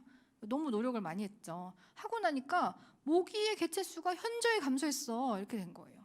그러니까 로스의 조사는 굉장히 현장성 있게 이런 작업들을 했던 것이고요. 그렇게 하고 나니까 로스는 뭐라고 얘기했냐면 이제 이때 그 하먼 총독이나 또 식민성의 관료들의 생각은 뭐였냐면 이게 점점 시에라리온에 더 많은 영국인들이 이주하게 되잖아요. 이주하게 되고 또 대체로 그래요. 인도도 그렇고 아프리카도 그렇고 영국인들이 식민자로 이주를 할 때 처음에는 남성들만 가요. 남성들만 가서 일단 길을 닦는 거죠. 털을 닦고 나서 그래서 그 독신 남성들이 많이 가고 결혼을 했더라도 가족을 영국에서 데려오지 않아요. 초반에는. 그러다가 이 식민 정착지가 좀 안정이 되잖아요. 그럼 부인을 데려와요. 가족을 데려와요. 이렇게 되거든요. 근데 그렇게 되면 이건 이제 젠더적인 문제들이 또 이제 얽히는 거예요. 영국 여성들이 아프리카에 와서 살죠. 또는 인도에 가서 살죠. 그러면 이 여성들과 식민지 현지 남성들 간의 어떤 접촉 이런 걸 최대한 안 하고 싶은 거예요. 안 하고 싶고 또 위험하다고 생각하고 또 가족들이 어린아이들이 왔을 때 질병에 걸릴 위험이나 이런 걸 최대로 낮추고 싶어 하기 때문에 뭘 하고 싶어 하냐면 인종 분리를 하고 싶어 하는 거죠. racial segregation을 하고 싶어 해요. 그러니까 사는 마을을 따로 만들고 싶어 한다는 거죠. 프리타운의 버나가에 여기 현지인도 살고 뭐 크레올도 살고 영국인 그게 아니라 좀 영국인들은 저기 좀 높은데 조금 시원한데 따로 마을을 만들고 싶어 라고 하는 쪽으로 정책이 대부분 추진이 되거든요. 시에라리온도 마찬가지예요. 그래서 총독 하먼은 로스가 모기를 이렇게 없애주고 하니까 너무 좋은데 우리는 그래도 모기는 없어졌지만 조금 더 쾌적한 곳에 살고 싶어. 따로 마을을 만들고 싶어 하는 겁니다. 근데 로스는 사실 그게 크게 의미 없다. 그러니까 과학자 입장에서 인종 분리라고 하는 것이 모기를 퇴치하고 말라리아 방역을 하는 데 있어서 큰 의미 없어요라고 얘기를 한 거거든요. 근데 하먼 총독은 이제 다르게 생각을 하는 거죠. 이제 그렇다고 해도 로스가 현지인들의 어떤 불결함이나 비위생이나 이런 걸 보면서 굉장히 인종적으로 그러니까 그 비위생이 인종적 요인 때문에 나오는 거 아닌데 저 사람들은 너무 지저분하게 살고 하인들이 이렇게 더러운 손으로 뭘 못 만지게 해라. 그다음에 하인들에게 물을 끓이라고 하면 거짓말하고 안 끓이고 찬물 타서 주니까 꼭 네가 보는 데서 물을 끓이고 아니면 물을 네가 끓여서 밤에 머리맡에 식혀놓고 자라. 이런 정말 시시콜콜한 일까지 얘기를 하면서 그 서아프리카 시에라리온에 사는 사람들에 대한 뭐랄까 멸시, 또 무시 이런 걸 뭐 드러내고 있어요. 이제 그런 이제 그 한계는 있지만 적어도 모기와 말라리아에 관해서는 로스는 사실 이게 뭐 인종 분리를 꼭 거주지를 분리할 필요는 없다 이렇게 생각했던 거죠. 근데 아까 말씀드린 또 하나의 조사단 하나 더 갔잖아요. 그래서 로스는 자기 책에도 모기에 안 물리면 되는 거예요. 모기장이 제일 중요하다. 제일 중요한 건 뭐냐? 모기장을 절대 놓치지 말아라. 잘 때 모기장 치고 잠깐 누워있을 때도 모기장 쳐야 된다. 또 아니면 개인 휴대용 이런 거 나와 있으니 이거 사라. 이렇게 얘기를 했던 거거든요.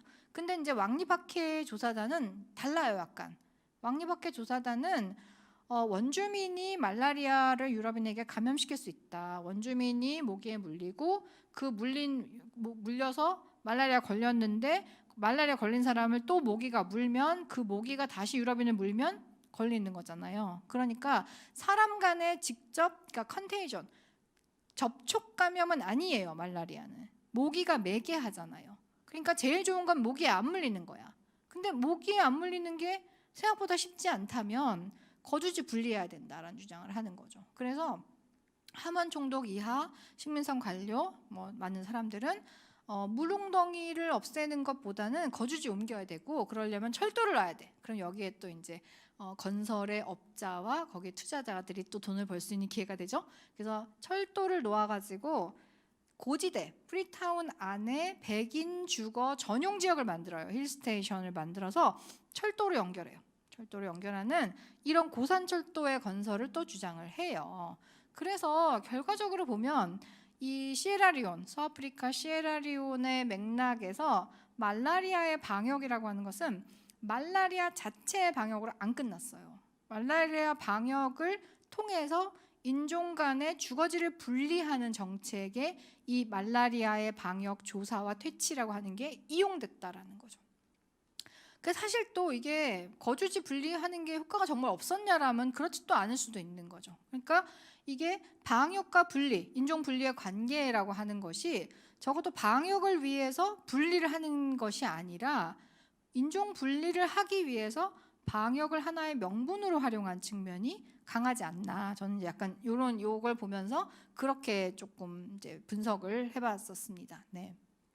그래서 시에라리온의 그 프리타운 수도거든요. 지금도 수도이고요. 프리타운에 철도, 고산 철도가 건설이 되어 있고 고지대가 유럽인 거주지가 되어 있어요. 유럽인 거주지에는 이런 그 더운 지방에서 주로 짓는 방갈로 양식의 건물들이 있고요. 이게 이제 다 유럽인 거주지의 건물들이에요.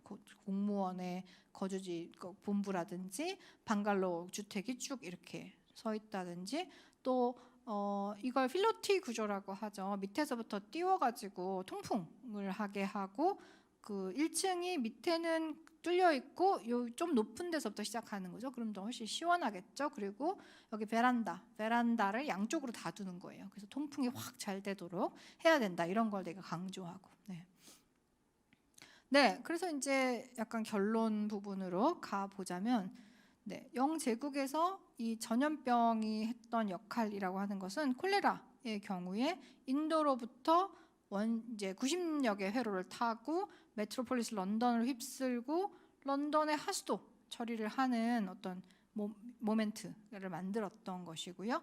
또 말라리아는 런던의 중심에서 열대의학의 어떤 전문화와 제도화, 교육 이런 걸 통해서 유럽인들이 말라리아를 통제하면서 어디든 갈 수 있게. 그러니까 사실 19세기 초반에만 해도 아프리카에 도착해서 유럽인들이 노예무역을 막 하지만요.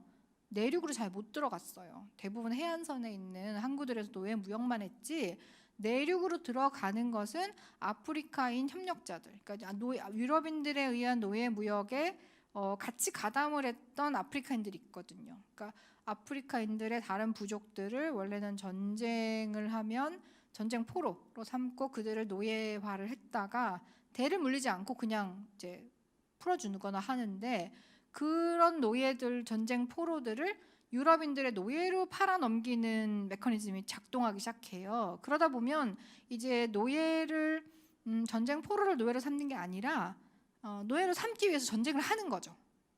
이게 이제 바뀌는 거예요. 바뀌어서 더 많은 사람들을 노예화하고 거기에 아프리카인들은 물론 희생자이긴 하지만 거기에 같이 가담을 한 공범들이 있다는 거죠. 그랬을 때 유럽인들은 내륙으로 잘 못 들어가고 그런 역할로 맡기고 있다가 이제 19세기 후반 말 이렇게 되면은 이제 말라리아 통제 가능해지면 안 가는 곳이 없어지는 거죠. 다 갈 수 있게 되는 거죠. 그래서 말라리아 조사와 퇴치라고 하는 건 식민지의 통치성, 식민지 통치의 효능을 정말 굉장히 극대화해서 보여주는 것이었다. 그리고 이것의 결과물은 지금 오늘날까지도 남아있는 인종 분리의 경관이죠. 랜드스케이프이 아예 유럽인들 사는 지역, 아는 지역 이렇게 나눠져 버렸고, 뭐 유럽인들이 떠난 다음에도 고지대에 유럽인 주택 남아 있고 저지대에는 현지인들 주택이 있고, 이런 식의 이걸 이제 콜로니얼 랜드스케이프라고 하죠. 그러니까 열대 지역의 대부분의 이런 랜드스케이프들이 만들어지는 건 뭐냐라고 했을 때, 열대병을 통제하기 위해서 유럽인들이 어떤 통치성 구사하고, 그것이 공간 구조에 나타나고, 그건 인종 분리의 공간 구조로 이렇게 딱 뭐랄까 고정이 되고, 그건 뭐 케냐의 나이로비 이런 데도 기후가 좋은 데는 다 유럽인 거주지라는 거죠. 이게 이제 공통적으로 이런 공간의 구획으로도 나타나는 이제 열대 식민지의 식민성의 구조라는 거죠. 그래서 이렇게 이제 막 왔다 갔다 하면서 두서없이 이야기를 했는데요. 그러니까 제 강의는 여기까지 하도록 하고요. 지금 시간이 얼마나 됐는지는 모르겠는데요. 여러분들 질문 있으시면 질문을 받으면서 또 함께 생각을 해보는 시간을 갖도록 하겠습니다. 네, 감사합니다. 제가 생각보다 시간이 굉장히 많이 걸릴 줄 알았는데, 그래도 너무 길지 않게 끝나서 한 30분 정도는, 한 20분? 20분, 30분 정도는 질문을 받고 제가 답을 할 시간이 있을 것 같습니다. 네, 뭐 어떤 작은 질문도 좋고요. 네, 궁금하신 점 있으시면 질문해 주세요.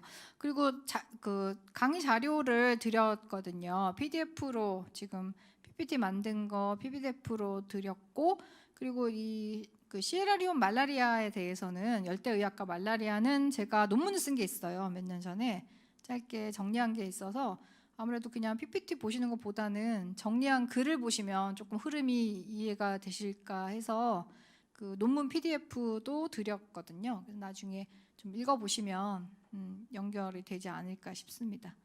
그리고 뭐 콜레라, 말라리아 이런 사실 질병에 대한 이야기가 뭐 그렇게 유쾌한 이야기는 아니잖아요. 그런데 이렇게 귀중한 저녁 시간에 들어주셔서 너무 감사합니다.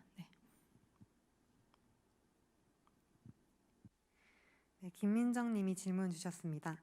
네, 제국주의 통치와 전염병 관리의 관련성을 잘 배웠습니다.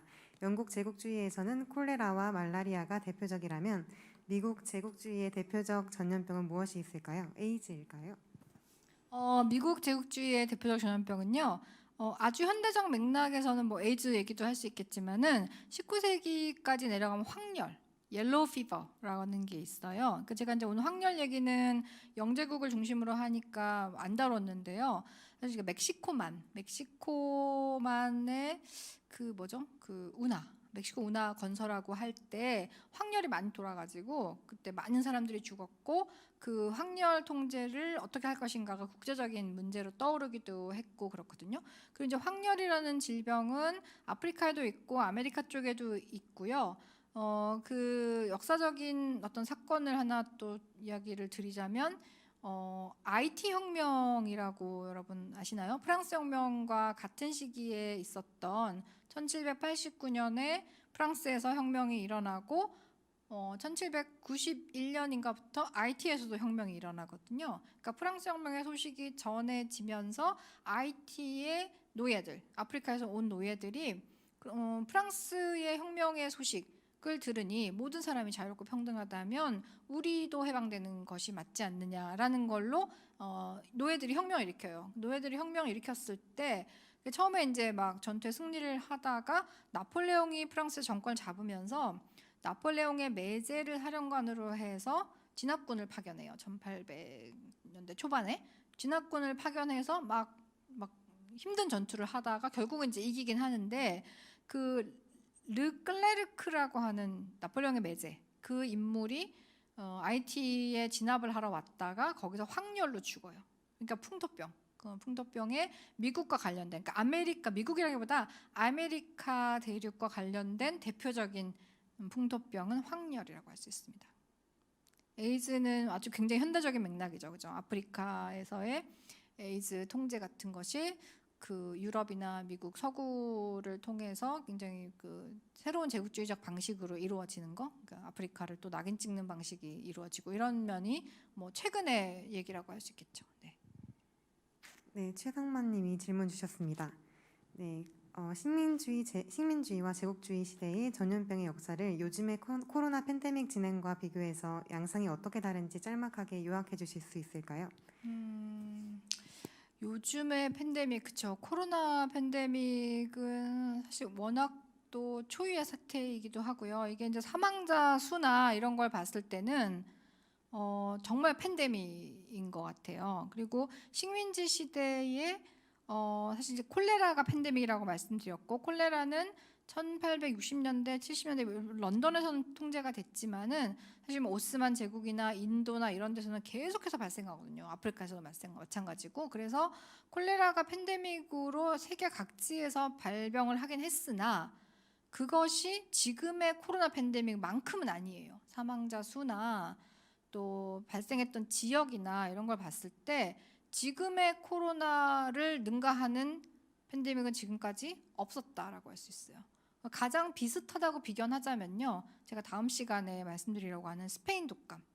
스페인 독감이 그때가 1차 대전 전쟁 시기이기도 했고, 전쟁이라는 요인은 전염병을 훨씬 더 빨리 전파시키거든요.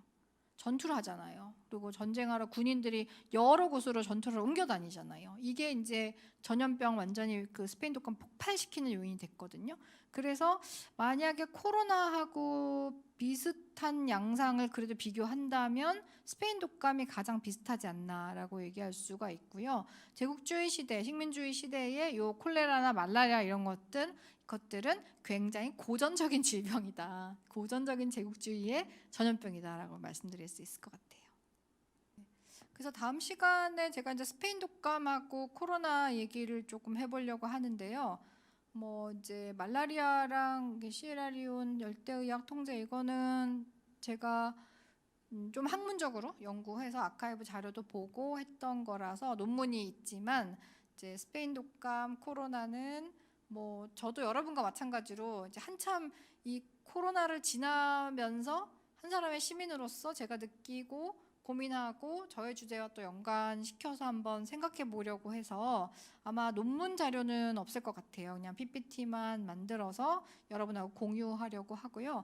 한 가지 드는 생각은 요즘은 아니지만요. 이게 참 그 코로나의 진행 상황이 워낙 빠르다 보니까 전파율이 빠른 것과 마찬가지로 진행 상황도 워낙 급박하게 돌아가다 보니까 유럽 사람들, 미국 사람들이 처음에 마스크 막 안 쓰려고 했잖아요. 마스크 쓰면 무슨 큰일 나는 것처럼 뭐 얼굴을 가리면 내가 주체로서의 정체성이 상실되고 난 나의 얼굴을 가리고 다닐 순 없어. 이렇게 막 얘기를 하다가 지금 다 쓰잖아요. 큰일 나게 생겼으니까. 그래서 왜 이 사람들이 이렇게 마스크에 대해서 거부감이 있지? 라는 질문을 그때는 또 심각하게 했었고, 근데 그게 워낙 코로나가 맹위를 떨치니까 그 질문도 뭐 쑥 들어가고 그냥 다 뭐 마스크 쓰는 것이 의무화되고 이런 것을 보게 되는데요. 사실 유럽 사람들은 마스크에 대해서 굉장히 거부감이 있어. 동양 문화와 달리 얼굴을 가리는 것이 굉장히 그들의 문화와 안 맞아. 이렇게 많이들 이야기했었거든요. 근데 저는 그 말 틀렸다고 생각해요. 스페인 독감 때 사진 한번 보세요. 다 마스크 쓰고 있어요. 고양이도 쓰고요, 강아지도 쓰고요, 모두 다 꽁꽁 마스크를 썼거든요. 그때도 마스크 안 쓰면 버스 안 태워줬어요. 그러니까 그런 경험이 이미 있단 말이에요. 이미 있는데 그 경험 또 다 잊어버리고 우리 서양인들은 원래 마스크 쓰는 거, 얼굴을 가리는 것은 우리의 정체성이 문화가 아닙니다. 뭐 이상하지? 왜 역사적 경험을 이렇게 금방 잊어버리지? 이런 생각이 드는 거죠. 그래서 몇 가지 면에서 스페인 독감은 정말 코로나 이 시대에 여러 가지 이제 짚어야 될 문제점들을 미리 한번 역사적 경험으로서 겪었구나라는 생각을 여러 면에서 하게 돼요. 그래서 좀 두 가지를 조금 같이 비교해 가면서 얘기를 해볼까 생각합니다. 네, 최수영님이 질문 주셨는데요. 네, 반일 종족주의처럼 아프리카 등에서도 영국의 제국주의를 옹호하는 학자 세력이 있는지 질문 주셨습니다. 당연히 있죠. 아프리카도 있고 인도도 있고 뭐 식민 지배에 대해서 그 식민 지배를 겪었던 그러니까 피식민지인들이 식민 지배의 결과에 대해서 혹은 식민 지배가 가져온 근대화에 근대 문명에 대해서 옹호하는 논리들은 뭐 수없이 만들어냅니다. 그런 의미에서 저는 반일 종족주의도 뭐 그렇게 새로운 것도 아니다. 늘 있어 왔던 것 중에 하나다라고 생각해요. 그런 의미에서 어떤 보편적인 차원에서도 충분히 비판 가능한 거죠.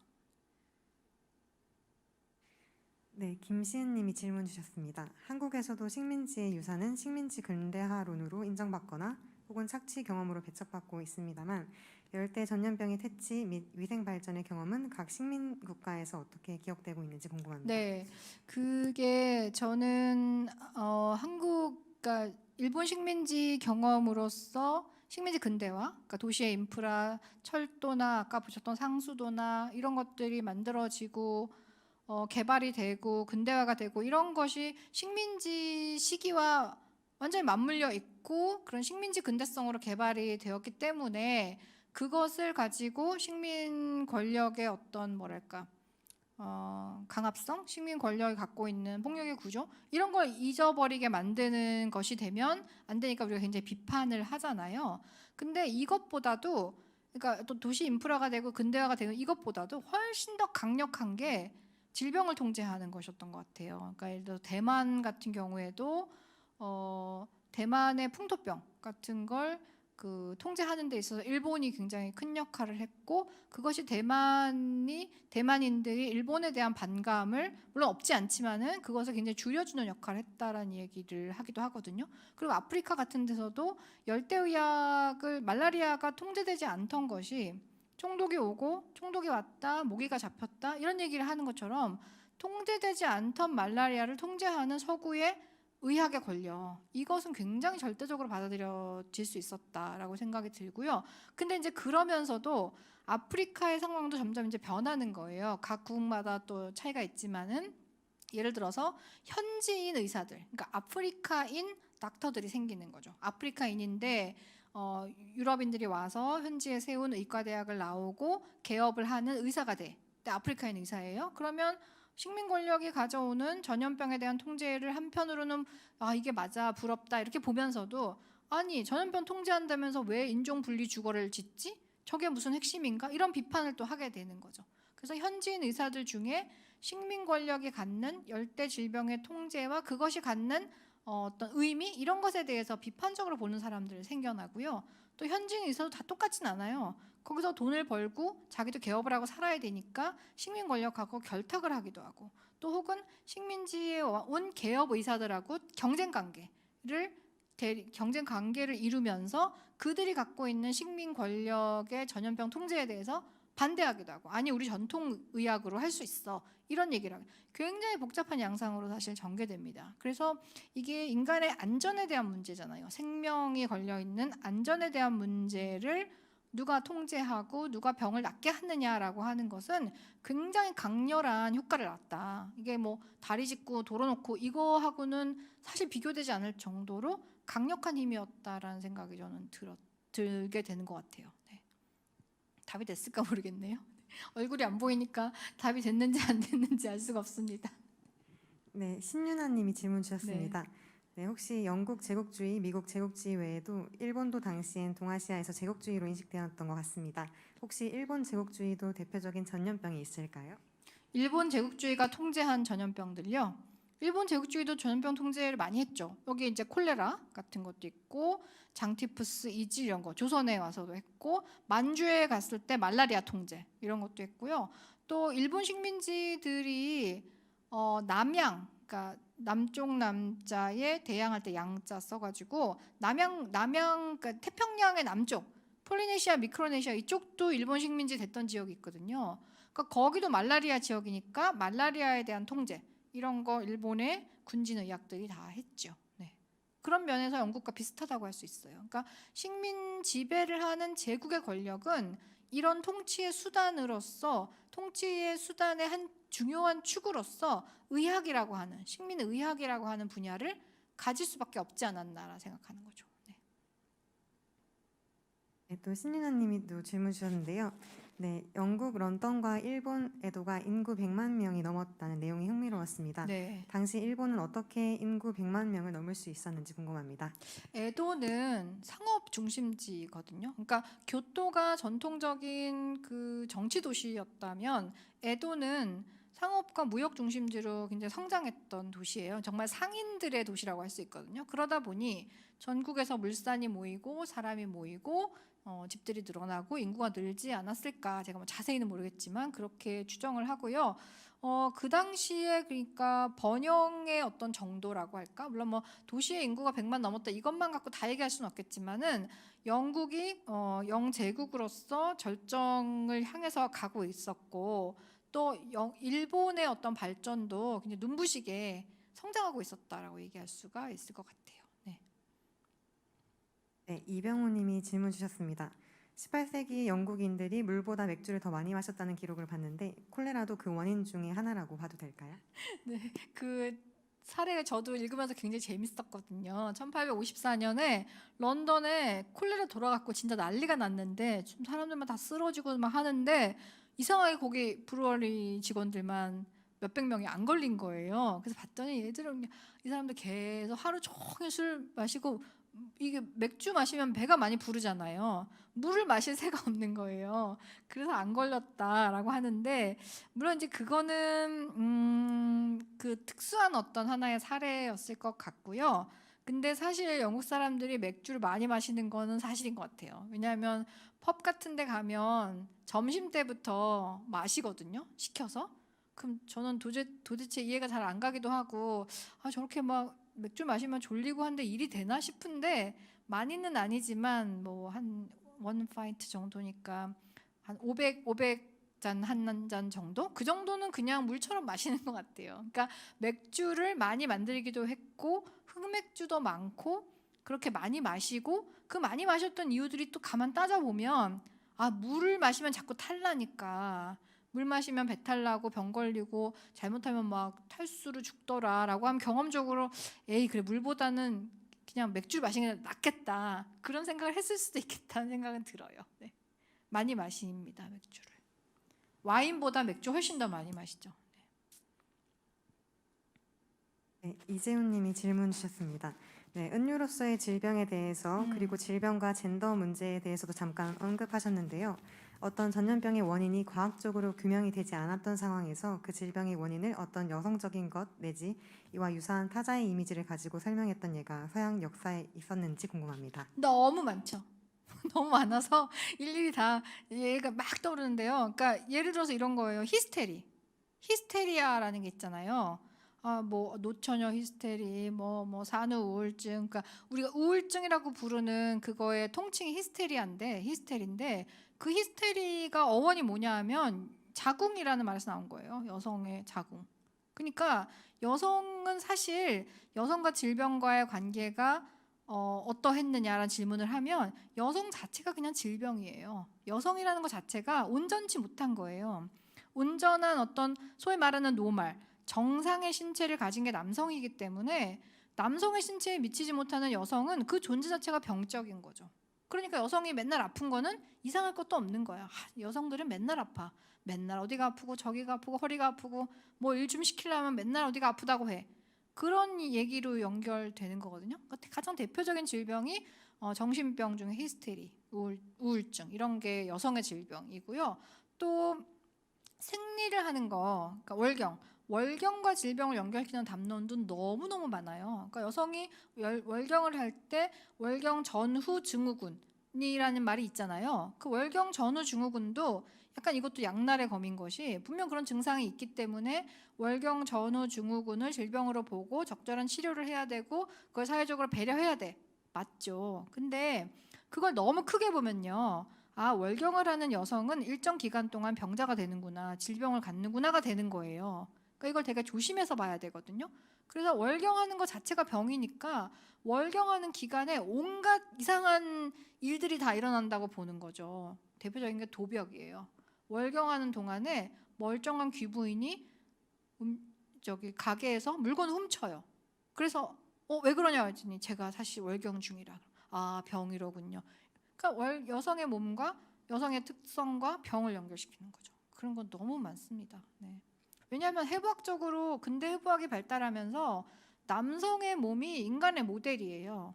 여성의 몸은 남성의 몸에서 뭔가가 없거나 뭔가가 더 튀어나오거나 뭔가가 이상하거나 한 거죠.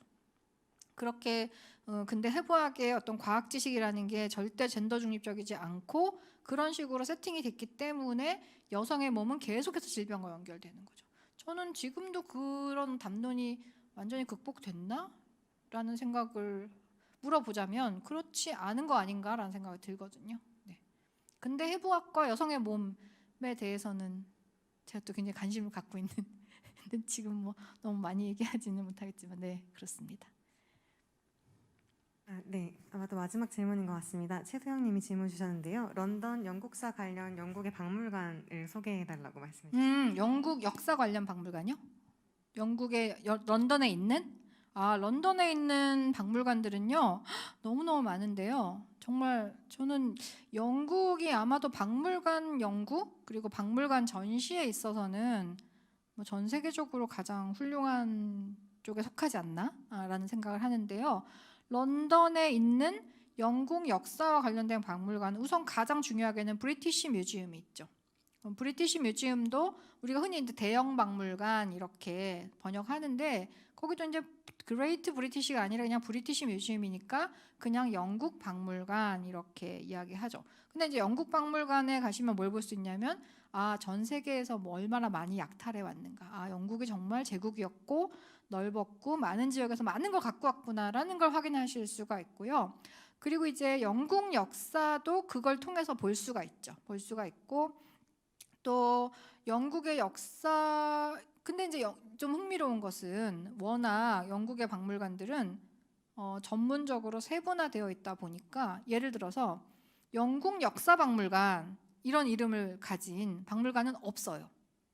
그러니까 예를 들어서 브리티시 히스토리 뮤지엄 이런 이름의 박물관은 없다는 거죠. 대신 해양 박물관, 마리타임 뮤지엄, 아니면 임페리얼 워 뮤지엄, 제국 전쟁 박물관, 1차 대전, 2차 대전, 홀로코스트 전시한 박물관 따로 있고 주제별로 좀 나눠져 있어요. 또 런던의 역사를 보시려면 그러니까 뮤지엄 오브 런던이 있어요. 근데 뮤지엄 오브 런던 여러 개가 있거든요. 지역마다 런던의 특색에 따라서. 그래서 런던 역사는 뮤지엄 오브 런던에서 보시면 좋고요. 1차 대전 이후 지금까지의 전쟁과 영국이 어떻게 관계 맺었나, 그거는 임페리얼 워 뮤지엄 보시면 돼요. 그리고 브리티시 뮤지엄은 역시 제국, 식민 요거 관련된 거 보시면 되고, 또 뭐가 있을까? 초상화 박물관, 그 포트레이트 갤러리가 있거든요. 그러니까 영국의 유명한 인물들의 인물 초상만 모아놓은 굉장히 특색 있는 미술관 겸 역사박물관이라고 할 수 있어요. 그런데 가시면 영국 역사에서 그 이름 떠르르한 사람들이 이렇게 생겼구나, 이 사람들 무슨 일을 했구나, 그런 거 보실 수 있어요. 그런 거 굉장히 유용하다고 생각해요. 네. 그리고 아까 그 런던 열대의학학교 있잖아요. 의학학교랑 브리티시 뮤지엄이랑 굉장히 가까워요. 네. 거기 갔다가 오시면서 런던 열대의학원 이렇게 보시면 건물에 막 그 벌레 같은 게 막 이렇게 조각이 되어 있어요. 왜냐하면 열대의학 하는 곳이기 때문에 열대 질병을 일으키는 무슨 뭐 그런 벌레들 있잖아요. 모기, 파리 이런 애들이 막 벽에 새겨져 있어요. 그래서 딱 보면 여기 거기구나라고 아실 수 있어요. 네네. 마지막으로 한 명 질문. 마지막으로 할 얘기요. 네. 저 얘기가 이게 뭐 콜레라, 말라리아 너무 막 그 어떤 거는 깊숙이 들어가고 또 어떤 거는 너무 그냥 또 평범한 얘기고 그래서 뭐 재미도 크게 없으셨을 텐데 잘 들어주시고 질문도 많이 해주셔서 너무 감사드리고요. 다음 시간에 스페인 독감과 코로나 얘기는, 사실 코로나에 대해서는 지금 우리가 아는 것보다 모르는 게 훨씬 더 많거든요. 그리고 지금 팬데믹 한가운데에 있기 때문에 사실 뭐 어떤 확정된 이야기를 할 수가 없어요. 그리고 지금 이렇다라고 얘기했는데 한 몇 달 지나면 그게 아니라더라 될 수 있는 가능성이 충분히 있기 때문에 그 이제 열어놓고 여러분도 같이 좀 더 질문 많이 하시고 의견 표명하시면서 다음 시간은 진행하면 좋을 것 같아요. 네, 오늘 잘 들어주셔서 감사합니다. 네, 이것으로 강의를 마치겠습니다. 감사합니다.